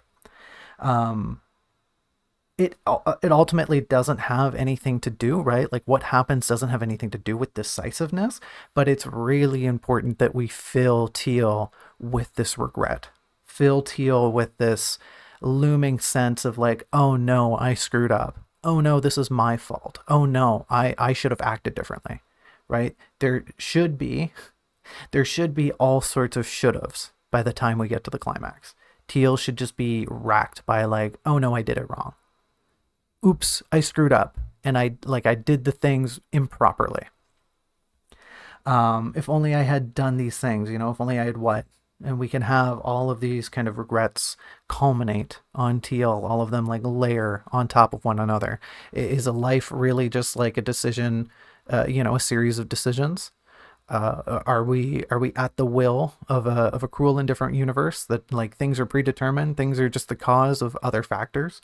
Um, this can be really, this can lead to a really big moment in which Teal kind of, I don't think she'll really have time to rectify any of this, but she has her doubts. She should have a moment, and a really poignant moment of doubt, of indecision, of regret. Um,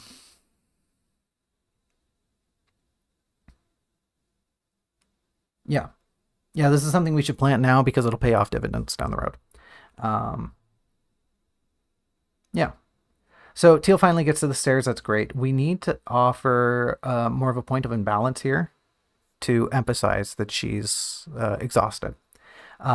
She might, something simple like she trips, like she's trying to stop her momentum, and she has to kind of like brace herself against the steps. Like the locomotion of her body should reflect the lack of energy that she is able to produce. She is running, she is speeding at full tilt, and she kind of can't coordinate herself in a present state because her mind and her body are disjointed entities at this point. Um, yeah, she would look up the steps and just see this like impossible stairway because once again her senses aren't lining up with reality. Um, this could be another point of indecision where she's standing at the bottom of the steps and just looking up and is daunted by the this unscalable mountain before her, and she has to encourage herself like, what are you doing? Don't just stand here, we have to go, sort of thing. Once again, another instance where her heartbeats can crop up, where this anxiety can be looming in the background, and also like, but it looms, it terrifies her, and that's kind of the weird thing with I guess, the subtext, I guess the like illustrative qualities of this back half of the chapter is that Teal's worry, her fright, her doubts, her regrets are all kind of like coalescing in the background, almost like a second terror, right? There is the warden who is physically present, but there's also like all of Teal's uh, um, frets that are balling up and kind of hurtling towards her at this moment. That Teal is just like desperately trying to run away from all the things that she is worrying about, and she cannot stop. She cannot stop because she's tired, because she just has to keep going. Because if she doesn't keep going, then the physical, the present, danger will absolutely eviscerate her. And we can boil that down even further to just be like, yeah, Teal's heart is beating. The heartbeat motif makes a return every so often. So she starts to ascend the stairs. That's great. We right now make these references to the stairs feeling endless, which I think is a good idea. But right now, as they end up feeling a little token. It just the way it's described, they feel a little trite and lazy. The way it's just like, oh, the stairs go on forever. The stairs go on forever. Uh, it's just not strong writing. It's very weak. Um, we need to describe it more as though Teal is isolated, like she's in this realm of black nothingness, where there is just nothing but her climbing endlessly. Every step brings her no closer to the summit. She could turn around and see that there's no bottom, right? We need to describe this isolation, like I just called it, this moment of Sisyphean hell as it is, right? As it is, not just being like, oh, the stairs go on forever. That's so lazy. We have an opportunity here to really like drag Teal down because we need to be there with her at this like awful low point. Where she's ragged and exhausted and just ran across a big parlor and comes to a rather large staircase. The last thing you want to do when you do a big run is go up a flight of stairs. Your legs will not be happy, and like have that mentality, but multiply it by 100, and that's probably how Teal feels right now. And to exacerbate that, to present it as with as much weight as it deserves, we need to paint this scene with much more care. Everything that Teal hears, right? We mentioned the duel in the background here, but everything that Teal experiences here should just kind of fall away from her. Um, they're in this space, in this isolation. There's only her breath, only the clatter of her footfalls, only the fearful crash of her heart as she ascends up, up, up, up, up the stairs. But then what? The stairs are endless. Where am I going? What am I heading towards? And it's among this scene of Teal on the steps that it's a perfect spot for Teal to kind of like ruminate, for her to sort of unravel, right? Because she gets to the top of the steps and she's in such like a beleaguered, battered state that she can barely maneuver the lever. But right now, what we do is we're kind of just like, she's tired. She's a little zapped. She's a little zoiped. She can't pull the lever very well. But if we take this moment to have a few paragraphs where we're just absolutely letting Teal unravel as she's in this kind of like weird hyper pocket dimension, brought on by both her insanity and like the situation at large, then it gives us a really good opportunity to show readers that she is just falling apart, that the mask she's been desperately clinging together, that she like glued together, just is so broken to the point where it's turning into dust in front of her.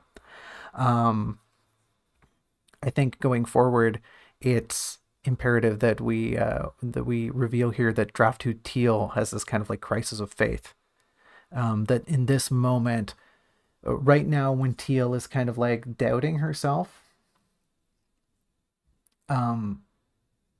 that it's just going to change flavor a little bit in Draft 2, right? Given how Draft 2 Teal is a little bit of a different entity from Draft 1 Teal. So in this next version, Draft 2 Teal's Crisis of Faith will be a little different. Given, right, like I've been saying, right now, this is a moment in which Teal asks herself, why am I doing this? Why am I going through with this? And ultimately finds some resolve. But for Draft 2 Teal, who is just being besieged by doubts and worries on all sides, I don't know if that'll really coalesce in the same manner. This will be a moment of unraveling rather than one of resolution. However, the end goal needs to ultimately be the same. You know, what draft 2 Teal comes to is that she wants to be whole again. She wants to be complete. She wants her memories back. She wants her life back. Despite all of these doubts, all of these indecisions, all of this like confusion going on inside of her, the the point she comes to, the idea she comes to, the notion is that, yeah, no, this is what I want. This is what I need. I don't want to live a life where I am incomplete. And that should be, where she finds the resolve to get up the staircase and pull the lever. Like I said, the result is ultimately the same. She needs to get up the stairs and get to the lever, but the way in which she goes about it, we can have a lovely scene here in which Teal is just falling apart and falling into herself and really doubting all of her decisions up into this point. But she comes to the crux that, like, no, what other option do I have? I don't got a lot. And it's either let this deer monster wolf man in armor kill me, thus also dooming the hero, or I just make it up the stairs and pull the lever and see what happens. Not a terribly difficult choice, but definitely a one. She is considering the other option. At this point, after all she's been through, she's weighing. She's trying to decide which choice is better, quote unquote. So as it is right now, Teal very suddenly comes to the altar, which is good, but the fact that there's no meaning to it is not good. This should be the reason she comes upon the altar very suddenly should be because she's been ripped from her isolation. Not that she's kind of, oh, it just happened to dispel. She just happened to get to the point in the plot where, like, her madness let up a little bit. No, she should be working towards it, right? This should be her resolution, her resolve, her commitment should be the point in which she, like, finishes the staircase. It should be the light at the end of the tunnel, so to speak. Maybe this can be brought on by a sudden event. Maybe she trips, maybe she's struck by debris from the fight, maybe she just collapses from exhaustion. Maybe her legs just give out. But regardless, it's important that Teal has a revelatory moment that kind of brings her out of it. That she finds what she wants, what she needs to do, and then she kind of finds that she's close, but she's teetering on the edge of not being able to go any further on her own accord. But once she does get to the top of the altar, once she spies this stream, I think it's really important that Teal has this moment of revelation that the stream is there, that there is, like, a body of water here. It should probably be something that reminds her of the river, right? It reminds her of the river that she came in on. And I don't know, I don't really want to spell it out that clearly, but using word choice, using, reference to chapter 1, maybe even just describing it as being like river-like would be enough to sort of just gently hint that Teal feels a strange connection with this little fountain at the altar here.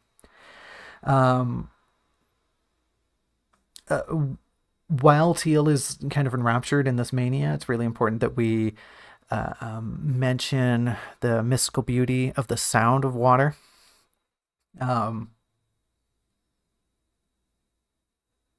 Because right now when Teal gets to the top of the altar,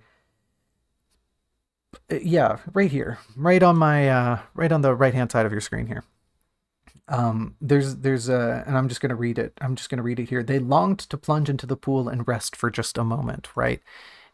It's not so much, right, as it's spelled out right now, it's more like she just wants to be refreshed. But it should really carry this weight of, like, no, Teal is considering throwing herself into the water and kind of just giving up. That she's, reveling in despair. We need to compare this moment not so overtly, right? We're not going to say Teal stopped and compared this moment to when she first arrived in the wherever, but we knew to juxtapose it by saying, yes, Teal is having this moment where she's thinking, maybe I'll just throw myself into the river and see what happens. Maybe I'll just, maybe I will kind of just give up here. Um,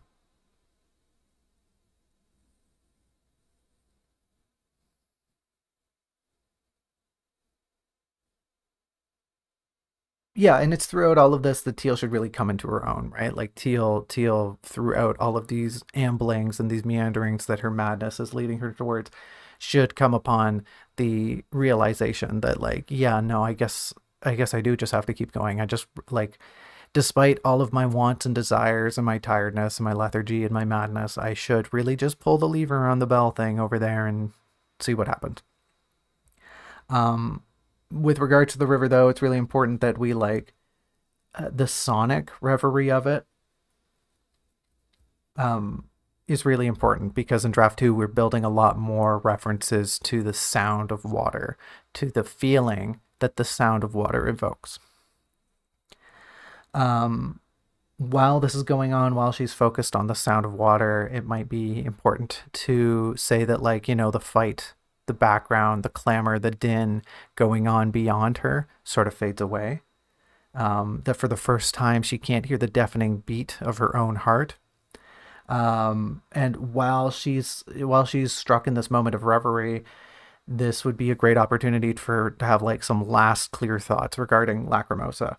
Um, Sort of things like, what would they want? What would they suggest? What would they do in this moment, right? We're coming to this point where Teal is actually sort of holding Lacrimosa in such high regard that they're like, what would Lacrimosa do? What would Lacrimosa suggest to me in this moment? Um, and it's here, right? Like we just mentioned, we really fall off on having Teal consider letting Lacrimosa free. And this should be one of the last instances where Teal has a clear thought, like, okay, I'll do this thing and then I'll let Lacrimosa out. Like, I'll ring the bell and then I'll set Lacrimosa free. And this should be like one of the last coherent thoughts Teal has. Because she is in this moment of clarity. She is in this moment of respite, of detached revelry, where she is cementing in herself, yes, I need to do this thing. Yes, I need to put all of my fears and my concerns and my worries aside, because there is a bigger thing than me here right now, when I kind of just have to do the thing. I have to get up and pull the lever because not only is my life at stake, the hero's life is at stake, and I want my memories back. I want my life back, and I don't know if this is going to solve that, but this is the only thing I've got right now, and it's do or die. Um,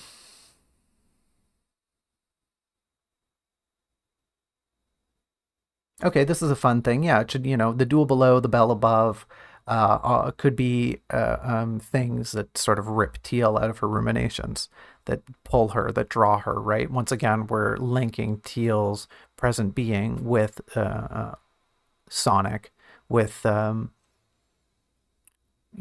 that can be heard, things that can be experienced via the earway. Um, So it should be these sounds, these clatterings, these dins, almost, real or imagined. These should be things that take Teal away from this brief moment of respite. Um, we can, yeah, this is me just, this last little point is me just saying we can juxtapose her inner turmoil with the heartbeats at this point in time.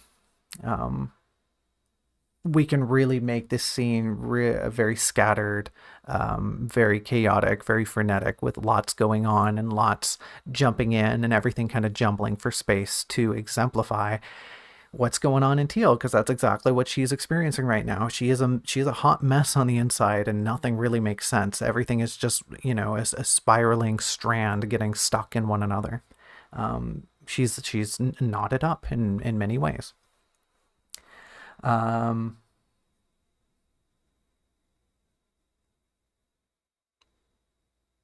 yeah, okay. So physically, right now, the transition between Teal observing the river and then going over to the lever is just way too hasty. In fact, there just isn't one. There is no transition at all, which is stupid. She ends up, she just goes from where she is, and then she's throwing herself at the lever. What happened in the interim? Was there not any important introspection that went on in this part? Were we not just talking about how we ought to include that? What's going on? We need to present this idea that Teal, kind of, she gets up, so to speak. She stumbles, she falters over, but she forces herself. She gets up and goes to the lever. We have one final pause here to really show that Teal is pushing past herself to do what she needs to do. There's this anticipation to Teal pulling the lever and the bell about to ring, and I think that part here is fairly solid, but and like the embodiment of Teal's energy here is right, but just a few things are missing. Teal should look up right after kind of falling from the lever, right? She grabs the leather, she heaves her body weight onto it, and then she just fall, right? The act of doing that is just all that she could muster, and blop, there she goes. She should just like fall over and look up to the bell, right?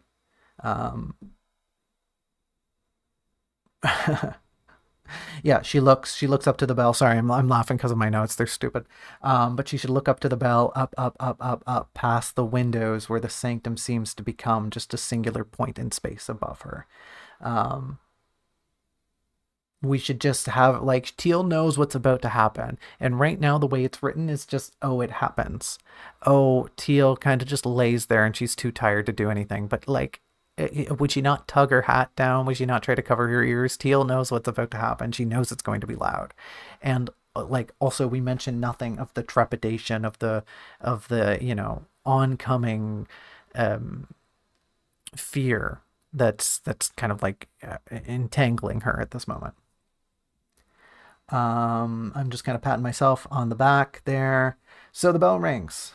The bell rings, and that's great. This first portion here needs a little bit of polish, right? Gong gong, there goes the bell. It's ringing. Recess. It's recess, everyone. The bell rang. Let's take a 30-minute break for recess, okay? I'll catch y'all here back when recess is done. Boopy doopy doop, boop boop boop boop boop. Hey everyone, you want to play tag? Let's go play tag. Woo, let's go play tag. Yippee. Hi. Just kidding. It was a joke. If anybody ran away to go play tag, no shade. Tag, best playground game of all time, in my opinion. I was never a fan of Manhunt because Manhunt was a little cruel. I don't know if everybody played. Yes, we're having a mid-podcast tangent, okay? Afford me this. We have a few more pages left, and then you're done with me. Manhunt was kind of cruel. I don't know if this was just our playground version. But Manhunt, those who got tagged in Manhunt were on the hunting team. And so inevitably, as the game of Manhunt progressed, it just became like a cruel game of like surround the final individuals, and like, I don't know, I just never liked how it became kind of sadistic, how it was really just it began to envelop actual hunting. And that always put me off it. It was just way too real, I guess, in a sense. Like, it stopped being a game, and it was just like, oh no, this is sadistic. This is not fun anymore. This isn't like the opportunity for me to have fun as a survivor, so to speak, were just quashed because like you are using, the hunting team is using the numbers to their advantage, and that doesn't feel right. Like that, no form of skill or nimbleness or dexterity will save me when you can just surround me. What's the fun in that? But tag was always kind of fun, right? Because it was always one against a group. And even if you were sort of dopey and not very quick, you could be clever when playing tag. And I think that's a big thing, right? The beginning parts of Manhunt were always the funnest, where it was one individual trying to like pin down others. And I always just kind of appreciated that in tag, where it was more geared towards maybe like, I don't know, pushing, like getting people towards walls, and then like, haha, I got you, like I cornered you, tag, you're it, dooba dooba doo, and then you get to run off. Whereas Manhunt was just like, oh, okay, I'll go after the slow people first, and then when I have numbers, I'll just win because like I can just use the other people as like a wall. Like I have numbers, ergo I'm going to catch more people, right? It was inevitable. Um, anyways, tangent over. Let's get back into things here. The bell goes off, and yeah, this first portion needs a little bit of polish. The bell and its like destruction need to be more crushing in the scene. Right now, it is crushing and it's intense, but it should just be overwhelming. The sound of the bell here should be painful. Teal should almost be sick to her stomach. But there should almost be kind of like a satisfaction to it that yes, she is finally hearing the bell. It is deafening. It is crushing her. It is tearing her apart. But finally, something, there is a bit of release. She doesn't know what's going to happen, but finally, she's heard the bell. It's real, right? So much of what Teal has been worried about, that the bell maybe doesn't exist, that none of this is real, that all of this is pointless, a lot of that just finds a valve for release here. And despite Teal's like still being worried, still being disgusted, still being like, I could die, she should find a small hint of solace in this moment, a very obscured one. Um, Reflecting that, the warden's reaction to the bell going off should be much more heinous, much more hideous, much more feral. Um, Teal at this moment should shift her belief in what the warden is from being an automaton to being kind of like a monster, to being a nightmare, to being hideous, to being, a beast, right? And we can use colorful language here. We can use forms of disgust. Maybe like when the warden goes to wail, maybe, I don't know. I don't know how we'd incorporate this gracefully as the thing, but in my mind, maybe when the words talking, right? Maybe they're just ahead, right? And the words just kind of emanate from them. But when they howl, when they screech, their mandible, their lower maw kind of like detaches from their face with this kind of disgusting, inky quality, as if it's like ripping its head apart just to emit this uh, um, awful sound, right? This cry, this bloodthirsty eminence. Um, yeah, yeah, there should be a nightmarish quality to the noise itself and like how it's presented and how the warden shifts, how they almost crack and snap once the bell goes off. Like they become this undescribable horror in this instance. Um, and this is just what I was about to mention. Yeah, the warden in this time in this period should remind Teal of the abomination from her dreams. We get to the second ringing of the bell. I think this part of the notes is all segmented on like what's happening between the ringing of the bell here. Um, so the second portion is pretty fine. Like I said, the warden's wail needs to be more nightmarish. Their impact on the ground, right? This is when the warden strikes at, or when the hero strikes at the warden. Um, and they're right now they fall to their knees. The warden, or I did it again, geez. The hero here runs between their legs and cuts at the back of their knees, which is terrible, which is like, that sounds so painful. But the warden falls to their knees at this impact, right? As a body would. Their legs kind of give out from under them from this attack. However, their impact with the ground should lend this credence to the idea that they are a hulking mass, that they are absolutely enormous, that their weight is imperceivable. When they fall to their knees, the room should shake. There should be, cracks and fissures forming underneath them. Um, we dig into a little, but like it's not enough. We need to reinforce the idea that the warden is massive, that they're heavy, and that there's just an indescribable amount of weight and ferocity behind everything they do. Um, I think it would do well here. We kind of like leave Teal to have her own little segment here, but I think it would do well to have Teal's action fold into this segment a little more fluidly. Um, as if to suggest that the screeching from the warden is what forces Teal to rise to her feet. That Teal is like scared and confused. She doesn't know what's going on down below, and she's like, okay, well, shit, I gotta get up. Like, I can't just keep laying here, even though I'm exhausted. I have to get up, otherwise, it sounds like something bad is happening. So if we fold Teal into this segment a little better, I think it'll read nicer. The hero, likewise, or not likewise, but the hero as well. They are part of this little segment here. And their retreat should embody greater anxiety, more chaos. Right now, it's kind of just, they run away. They run to the stairs and they go try to find Teal. But we need to really push this idea that the heroes kind of, they're shaken. They maybe didn't think they would get this far.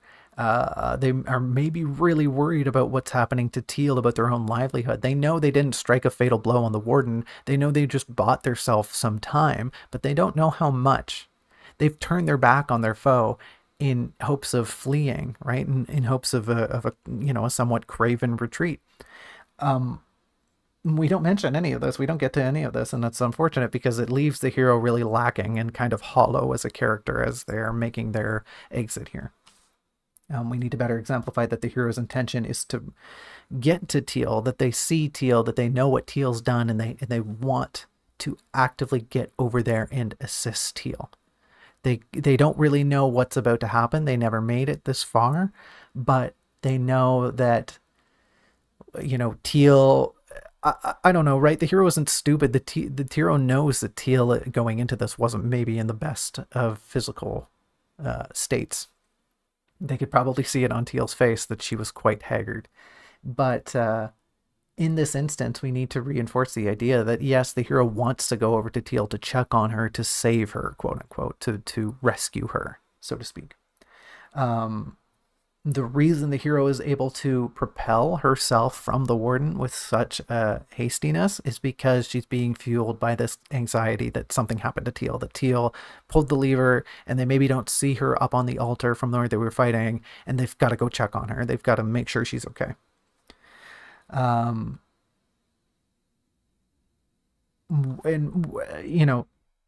I'm saying this like, oh yeah, we need to build up the hero better, but the reason we need to build up the hero better is an out of book reason, and we need the hero to be fully committed. I'm losing my sense of words. I'm turning into Teal here. I can no longer talk. We need the hero to be fully committed to the idea that they are going to leave with Teal, right? We need readers to understand that there is no doubt in the hero's mind that she and Teal will be departing together. And the reason we're doing that is to be awful and cruel in a few paragraphs.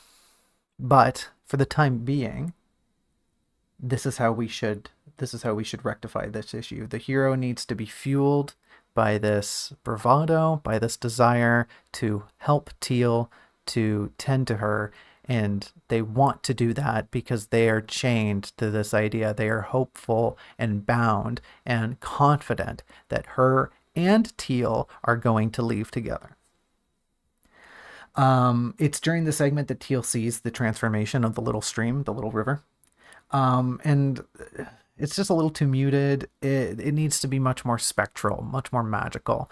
We're setting up this beautiful scenery, and it all kind of just like puddles away in the background, right? We don't spend enough time with nor use nice enough language to describe how beautiful and radiant this river becomes. How it elongates into this stunning sheet of effervescent light.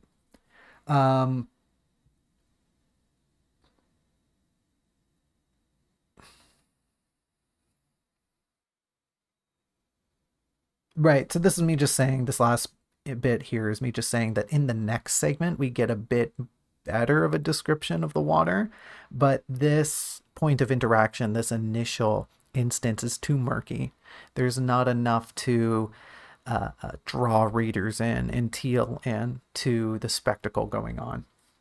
And in fact, it's kind of just murky as to like what Teal is experiencing, what she's seeing right now. We need to make it very clear that yes, this river is doing something kind of crazy, and what it is crazy is that it's turning into a river of light that ascends towards the heavens. We obviously don't want to be so heavy-handed about using words like that, but that's essentially what we're trying to get across. Third segment. The bell has rang 3 times. The third segment is fine, but needs refinement overall. This kind of like nebula that we describe hanging over the river is too vague. Once again, we need better language here. We need stronger language and language that infuses this scene with more magic. The way the boat appears really lacks magic as well. It kind of just poof. Oh, the glitter in the air came together and made a boat. Great, there it is. That's so boring. Come on, we have unlimited potential here. We are literally talking about magic and and a holy spectral church that makes boats out of light and whatever. The glitter comes together. The glitter comes together and it makes a boat. I'm so stupid. Come on. You have unlimited words here to use. Pick some good ones. This is such an important moment. This is such a cool thing to have happen, that a boat appears out of the light in the room, and we just talk about how the glitter comes together. I'm just so disappointed in myself at moments like this. Lastly, the warden's roar in the background just lacks an agony. It's menacing, it's blood curdling, but it needs to have an element of pain to it. That the warden is in, that they are suffering right now maybe because of the ringing of the bell, maybe because the hero dashed at them, or maybe some other thing. But there isn't any wailing quality, any agony, any instability to their expressions here. Ragging on the river again, it should be almost as if the river distorts space, as if it flows from beyond the confines of the sanctum. Like, the river is there still. The point of contact is there. It is this little fountain, but what extends from it should almost like defy physics and flow from the sanctum and defy everything as it raises from the point of contact, as it churns up and lifts towards this nebula. I have here written that, and I don't really know how to describe this right now. This will have to be something that I just sit down and figure out. But it should be as if the river flows away through both space and time. That it isn't existing here in the present. It projects itself from this present. Sure, it rises to a point of like indeterminate size and shape, but that point exists beyond comprehension. This river should just extend to a place in which like neither Teal nor the warden nor the hero have any clear perception of. They might, they see that the river flows, that it flows endlessly, that it simply rises away from here. Obviously, there's subtext, that's why we're doing that, but these are kind of the tracks we can lay down for now, that the river should be flowing away from here kind of infinitely. Whether it's swirling upwards, whether it's snaking back and forth. Sorry, I hit my mic. Just something, something to make it seem infinite. The boat itself should appear in kind of this flash of radiance. Teal should kind of take a second to gawk at it. We should use this beat to really remind readers that Teal might just be hallucinating all of this. That she wonders if she's just seeing things, if the river and the boat are merely aspects of her mania. And it shouldn't be until the hero shows up and starts like, Teal, we got to get to the boat, that Teal is like, oh, okay, so it is real. So it's not just me having a meltdown. That's great. Thank goodness. Not that we want to be comedic about it, but Teal should be having doubts once again about the situation. She should be like falling a little bit into her insanity here before things are really capped off. these are just some ideas of how to make this segment a little more harrowing. Maybe the warden hurls their spear at the stairs. Maybe the two, as they're like shuffling towards the boat, hear this crunch of stone and tile as the spear gets like hucked across the room from where the warden was. Um, maybe the pair stumble. Maybe the hero even deflects the spear. Maybe it comes close to hitting them both. I don't know. Something to just make to just ratchet up the tension here, to let them know, to let the pair know that the warden is still a danger, a threat. Um, yeah, instead of just roaring in the background, we want to actively show that the warden is still threatening, that they are still a danger, and that it wants them both dead. That it, like, despite their injury, the warden still thinks like, I'm going to gut the two of you. Um, and maybe it's this impact of the spear, maybe it's this instance here that kind of freezes Teal, that like tenses her up to the point of just kind of being useless. Maybe this is the trigger for why the hero really needs to pull Teal onto the boat. Um, we can even bring up that, perhaps it brings about a certain pain in Teal's chest that she just can't ignore and paralyzes her in fear. I don't know if that's something that will happen. I really, like I said, we need to make the warden a more active participant in these scenes, especially their aura.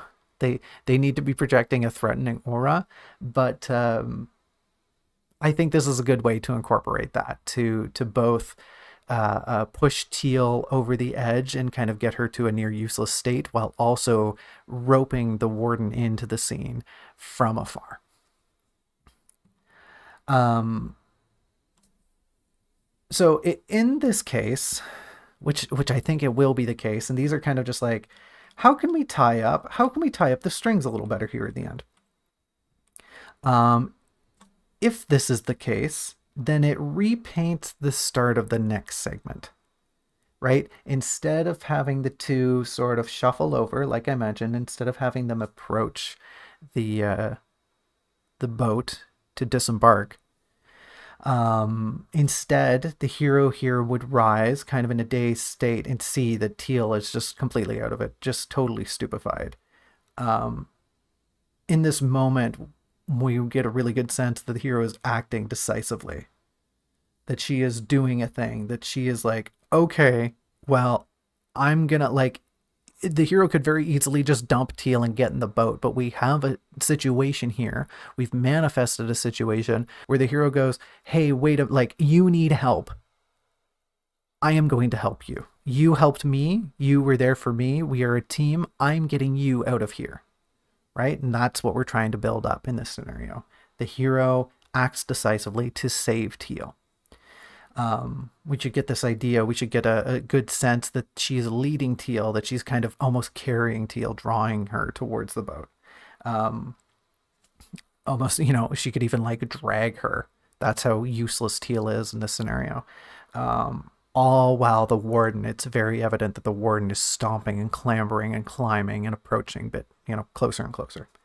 Um, Teal in this state, we can really like sit. We can really sit on her senses, and we can drive all of the panic and the tension in the scene through Teal. We can use Teal as a conduit.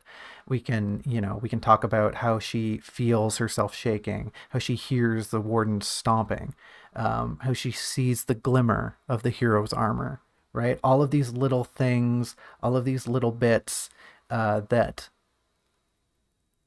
contrast the present situation. She's in this moment of like serenity by the river. She's in this moment of absolute panic as the warden barrels down on the pair, and she herself is just completely racked by exhaustion and insanity, that she doesn't know how to act, that she's just so stupefied in this situation that she's immobile. um and also, interjecting all of this with that mania, with that chaos that we were talking about earlier. um so right before we're about to get to the penultimate peel, I promise you we're almost done. We've got like 2 pages left.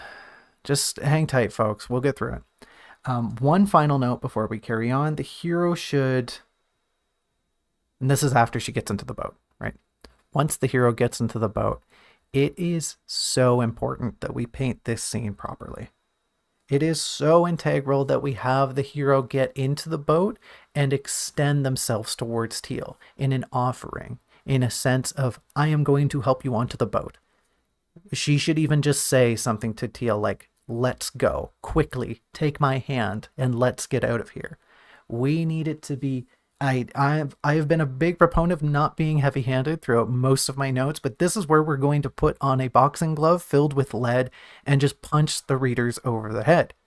We need it to be so blatantly apparent that the hero wants Teal to go with her, that they are confident, that they know at this point they're absolutely certain. Yes, Teal, we, us, the pair of us, the two of us, Hero and Teal, are going to make it out of here.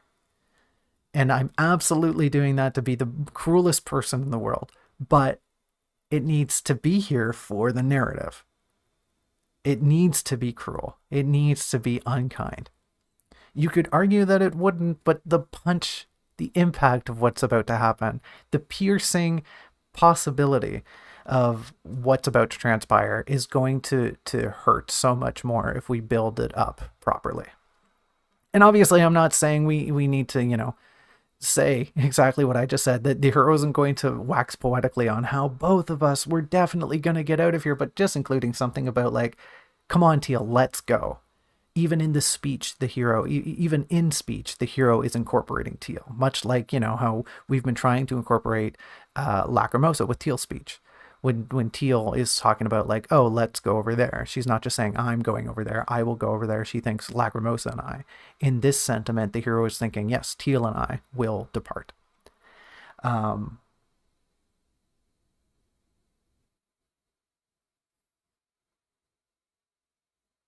Yeah, we just need to reinforce here what the hero is thinking.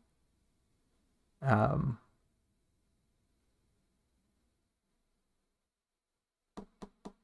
yeah, I don't really know what this next note means, but essentially it just boils down to what I just said, that the hero thinks that, yes, absolutely, Teal and I are going to leave. There's no doubt in the hero's mind that both of them are going to make it out of here. Um, and then it's in this segment that Teal has an idea. Teal has like a consideration that she's pretty sure that the boat's not going to fit both of them. Um, and right now in the narrative, it's kind of weak. It's kind of, Teal kind of just looks at the boat and thinks about it for a second. But the idea itself should be really strengthened. There shouldn't be a maybe here. There shouldn't be a might. Teal should just be pretty darn certain. Not even pretty darn. Teal should be certain that the boat is too small for both of them. No more of this like, oh, maybe we could fit, maybe, I guess, if we sat like this. It should just be Teal looks at the boat and the hero in the boat and is like, I am not going to fit in there with you. I'm not a big person, but this boat was designed for a single occupant, and there's no getting around that. We need to repaint the scene with, just from top to bottom with a fresh coat of paint. We need to really emphasize this oncoming dread. How Teal hears the crunch, the clatter, the stone, the tile and stone breaking apart as the warden seizes their spear from nearby them, and how there's a rumble. Teal can feel the ground shaking as the warden is looming over the two of them.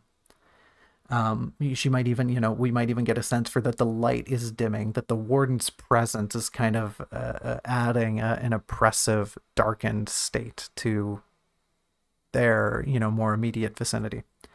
And we're doing this to give, to give readers, to let readers know that Teal only has seconds. Teal maybe doesn't even have a second to make a choice here. And that when she does make that decision, it happens quickly, right? It happens because Teal makes a choice. And what Teal decides to do is push the boat away. Teal pushes the boat with the hero inside of it. as the hero or as the warden is about to strike.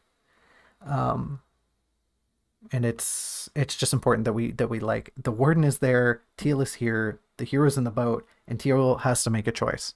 She can either try to get in the boat with the hero, even though she's certain she won't fit, or she can make sure the hero gets out of here. And that's what she chooses to do. Um, and like we don't really rationalize this right now, unfortunately. We don't give Teal a reason, but a big reason that Teal decides to do this is because despite the hero being in the boat, it isn't moving. The hero is occupying the ship and it's not going anywhere. That should be the ultimate, the fuel on the fire, the fuel that sparks, that lights a fire from the spark that Teal has here. That she's thinking, oh wait, the boat isn't moving. I have to do something here, because if I don't do something here, then the hero's going to be stuck. Right? It should be all of these factors that coagulate and build on top of one another until Teal just has to make a decision, and what she decides is, I got to push the boat. I know the warden's right behind me. They're standing right behind me, aren't they? Yeah, they are. And you're going to push the boat, aren't you? Push the boat, Teal. Go on, push the boat. Do it. And she does. But we need to take all of these factors into account.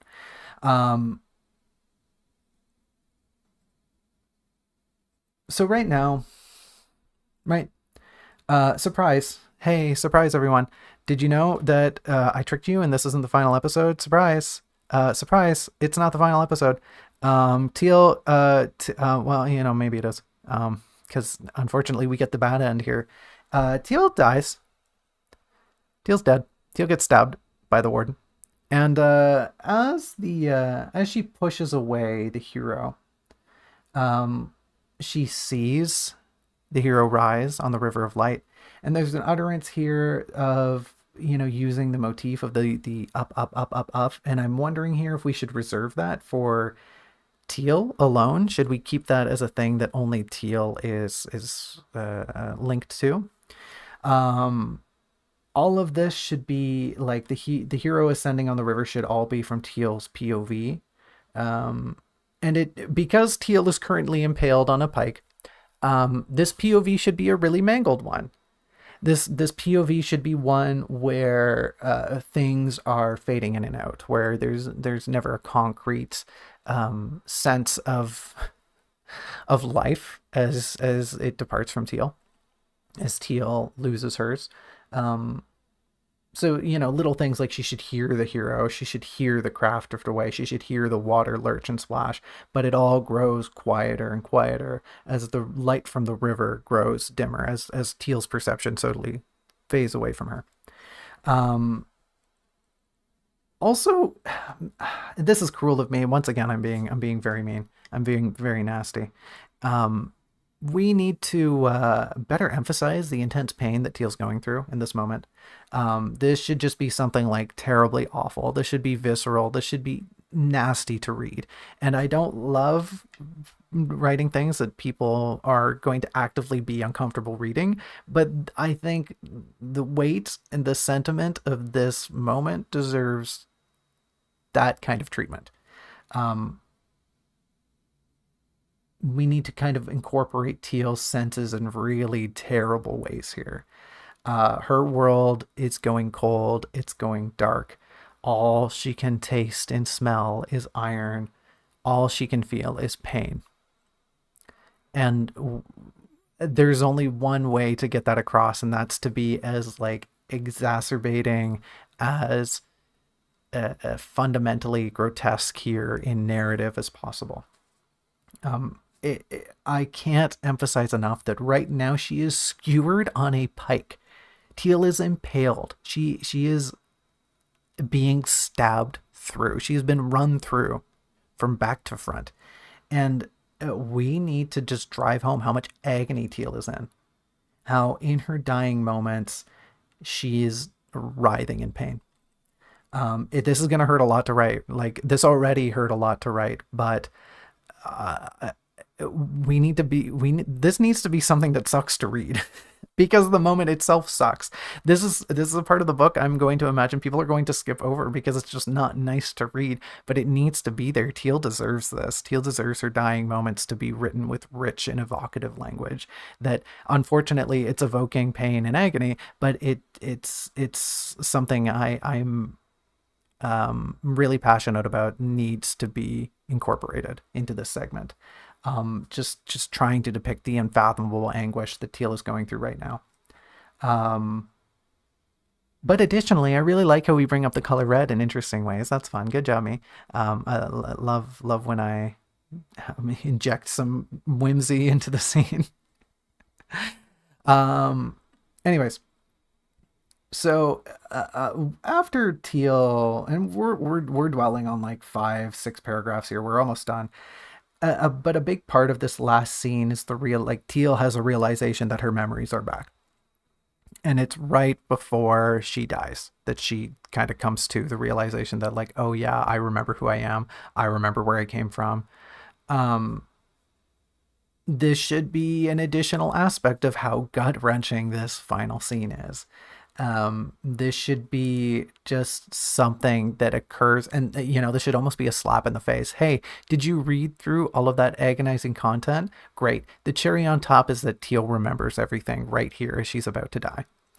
Um, this should be like right at the conclusion of the chapter, right at the very end of the book. Here is where we should incorporate that idea.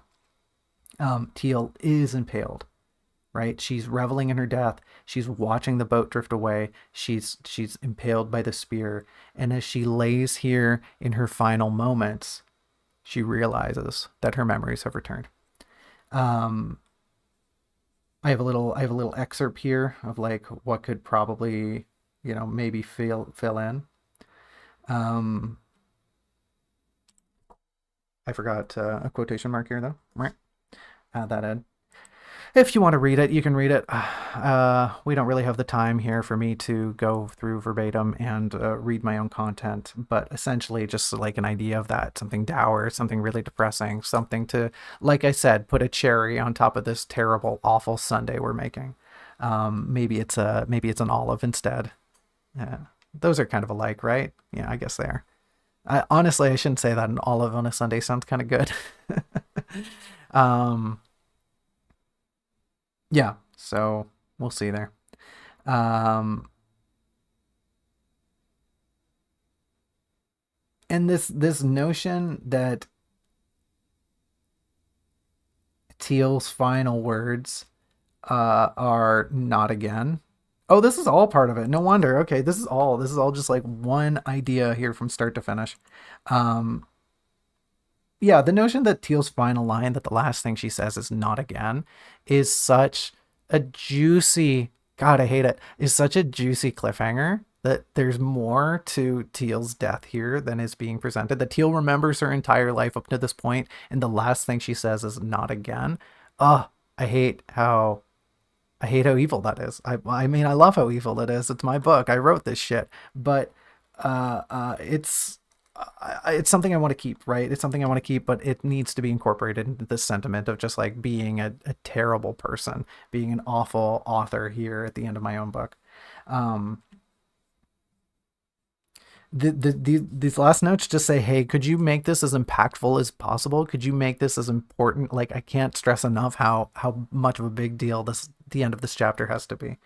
Um, we have to build this up as being wretched and awful and terrible, and we have to make it wretched and awful and terrible in a hyperbolic way, in a really hypocritical way. We have to do this for Teal's sake, because her story deserves this much ache and pain. The pain that she lived through, the pain that she experienced, are all things that, as an author, I need to present, that I need to construct, so that I can depict Teal's story as faithfully as I possibly can. Um, yeah, just a few final notes. The reason we're doing all of this is because we want what comes next. Surprise, there's more after this. I tricked you, but it's also kind of optional, which is a little silly. Um, Yeah, haha, surprise everyone. Here at the end of a 2 hour stream, surprise, there's going to be more Draft Diary. The book does continue on, but only if you want it to. The book can end here. The book can end wherever you like. That's kind of the funny thing about literature. It can end whenever you want. Um, but what comes on later is we need this to be bad now so that what happens later on is worse. And I know once again that's not a nice thing to say, but for what transpires later on in chapter 38, we need this to be really awful so that in chapter 38 the weight of everything finally comes crashing down, that all what we've been building to, that everything we've set up, all 37 chapters of this book lead to chapter 38, and everything manifests in one terrible, gut-wrenching, and also kind of heartwarming chapter to tie things all together. um, the reason I've been so I've been pestering myself about including the heartbeats is that, God, we need to build it to a point here where the heartbeats fade, where after all of this time, Teal's anxiety is released because she dies. That after all of this, her heartbeats stop. And there is no more worry and there is no more fretting because, hey, guess what, idiot? You died. Congratulations. You didn't succeed a second time. And I think just reading that will probably kill some people.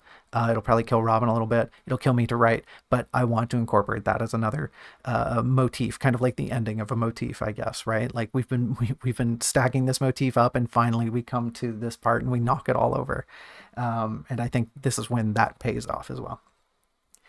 Just as one final note, this last line that Teal speaks should be in Elvish. Should, like, her last words would pour out of her in her native language. I don't know. I do know right now, right, for the sake of readability. For the sake of readability, it needs to be in common, but in draft 2, I've kind of thrown that by the wayside. Teal should speak this in Elvish, and it just makes more sense. It makes more sense for her logically in these final moments of hers to utter something more naturally and not, push it through a translation. She wouldn't do that. No one would do that. That's really silly. Unless they were surrounded by people, loved ones who were of a different language group. But Teal here dying alone, her last words would be in Elvish. And that's it, folks. I spent the whole episode making myself the worst, evilest person ever. Thank you for your patience. I trust me, this rewriting the chapter to be more bad, to be worse in the future, will be better. Trust me. It'll be fine. Everything's fine. Teal just really has to go through the ringer, and then once she goes through the ringer, everything's better again. Trust me. You can trust me. I'm the goodest. I'm so nice. Did I really just not click off the freaking? Hold on. I'm gonna make the peace sign for a little while. There we go. Okay. No more adding 2s and 0s into the text box. We're done. We're evil. To answer your question, doing stuff for fun, I don't know if I was a box to begin with. Have you ever considered that maybe I was not a box? That maybe there's something more to this apparition? That maybe this is just a shell of my true self? Nah, I'm just a box. Oh, sorry. Yeah, Robin corrected me. I'm just a little bird. Tweet, tweet, tweet, tweet, tweet. Yeah, that's it for episode 37, everyone. Thanks for sticking with me. I know it was a long one. I know what we talked about wasn't the most fun in the world, but this chapter needs a lot of fixes, and a lot of the fixes are just, could you make it more depressing? Could we make this chapter a little more, I don't know, evil and bad and not good? It's almost like we need the chapter in which Teal gets into a big fight and dies to have a little bit more weight to it. And that's really what we're aiming for here, to just, have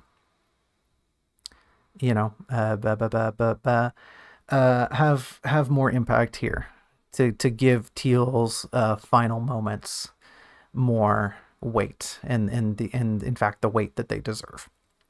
Unfortunately, that means I have to write a lot of really icky, not good stuff, but I think it'll pay off, right? As we still have forward momentum, and on one note, if readers end here, they will end with a bang, and if they continue forward, the momentum that we've given them will have such a good catharsis by the time we get to where things are headed to.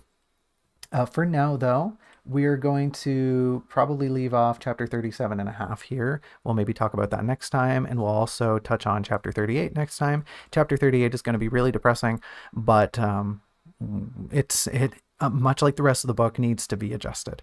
So tune in for that. I don't think there's anything else really big I need to dwell on here at the end of the episode. But as always, thanks for coming, everyone. I appreciate it. I hope you have a good rest of the whatever. I'm trying to ignore how chat is debating on whether or not I look like a rabbit or a bird or a cardboard box. You decide. You get to choose. What do I look like, everyone? Leave a comment down below as to what you think I look like. Just kidding, but you can if you want. That's kind of funny. That's all I got for this week's folks. I will not be here next week. There will not be a draft diary. Will there? Hold on a minute. Yes, there will. Yes, there will be a draft diary next week. It's the week after that I am not here. So we'll be back next week. We'll talk about chapter 38 and probably chapter 37.5 here. Tune in then. Enjoy the rest of your whatever. Eat a good thing if you want, and I'll see y'all then. That's all I got, folks. Yeah. Hold on. I lost my mouse. There it is. Okay. There. Yeah, we're good. Bye-bye.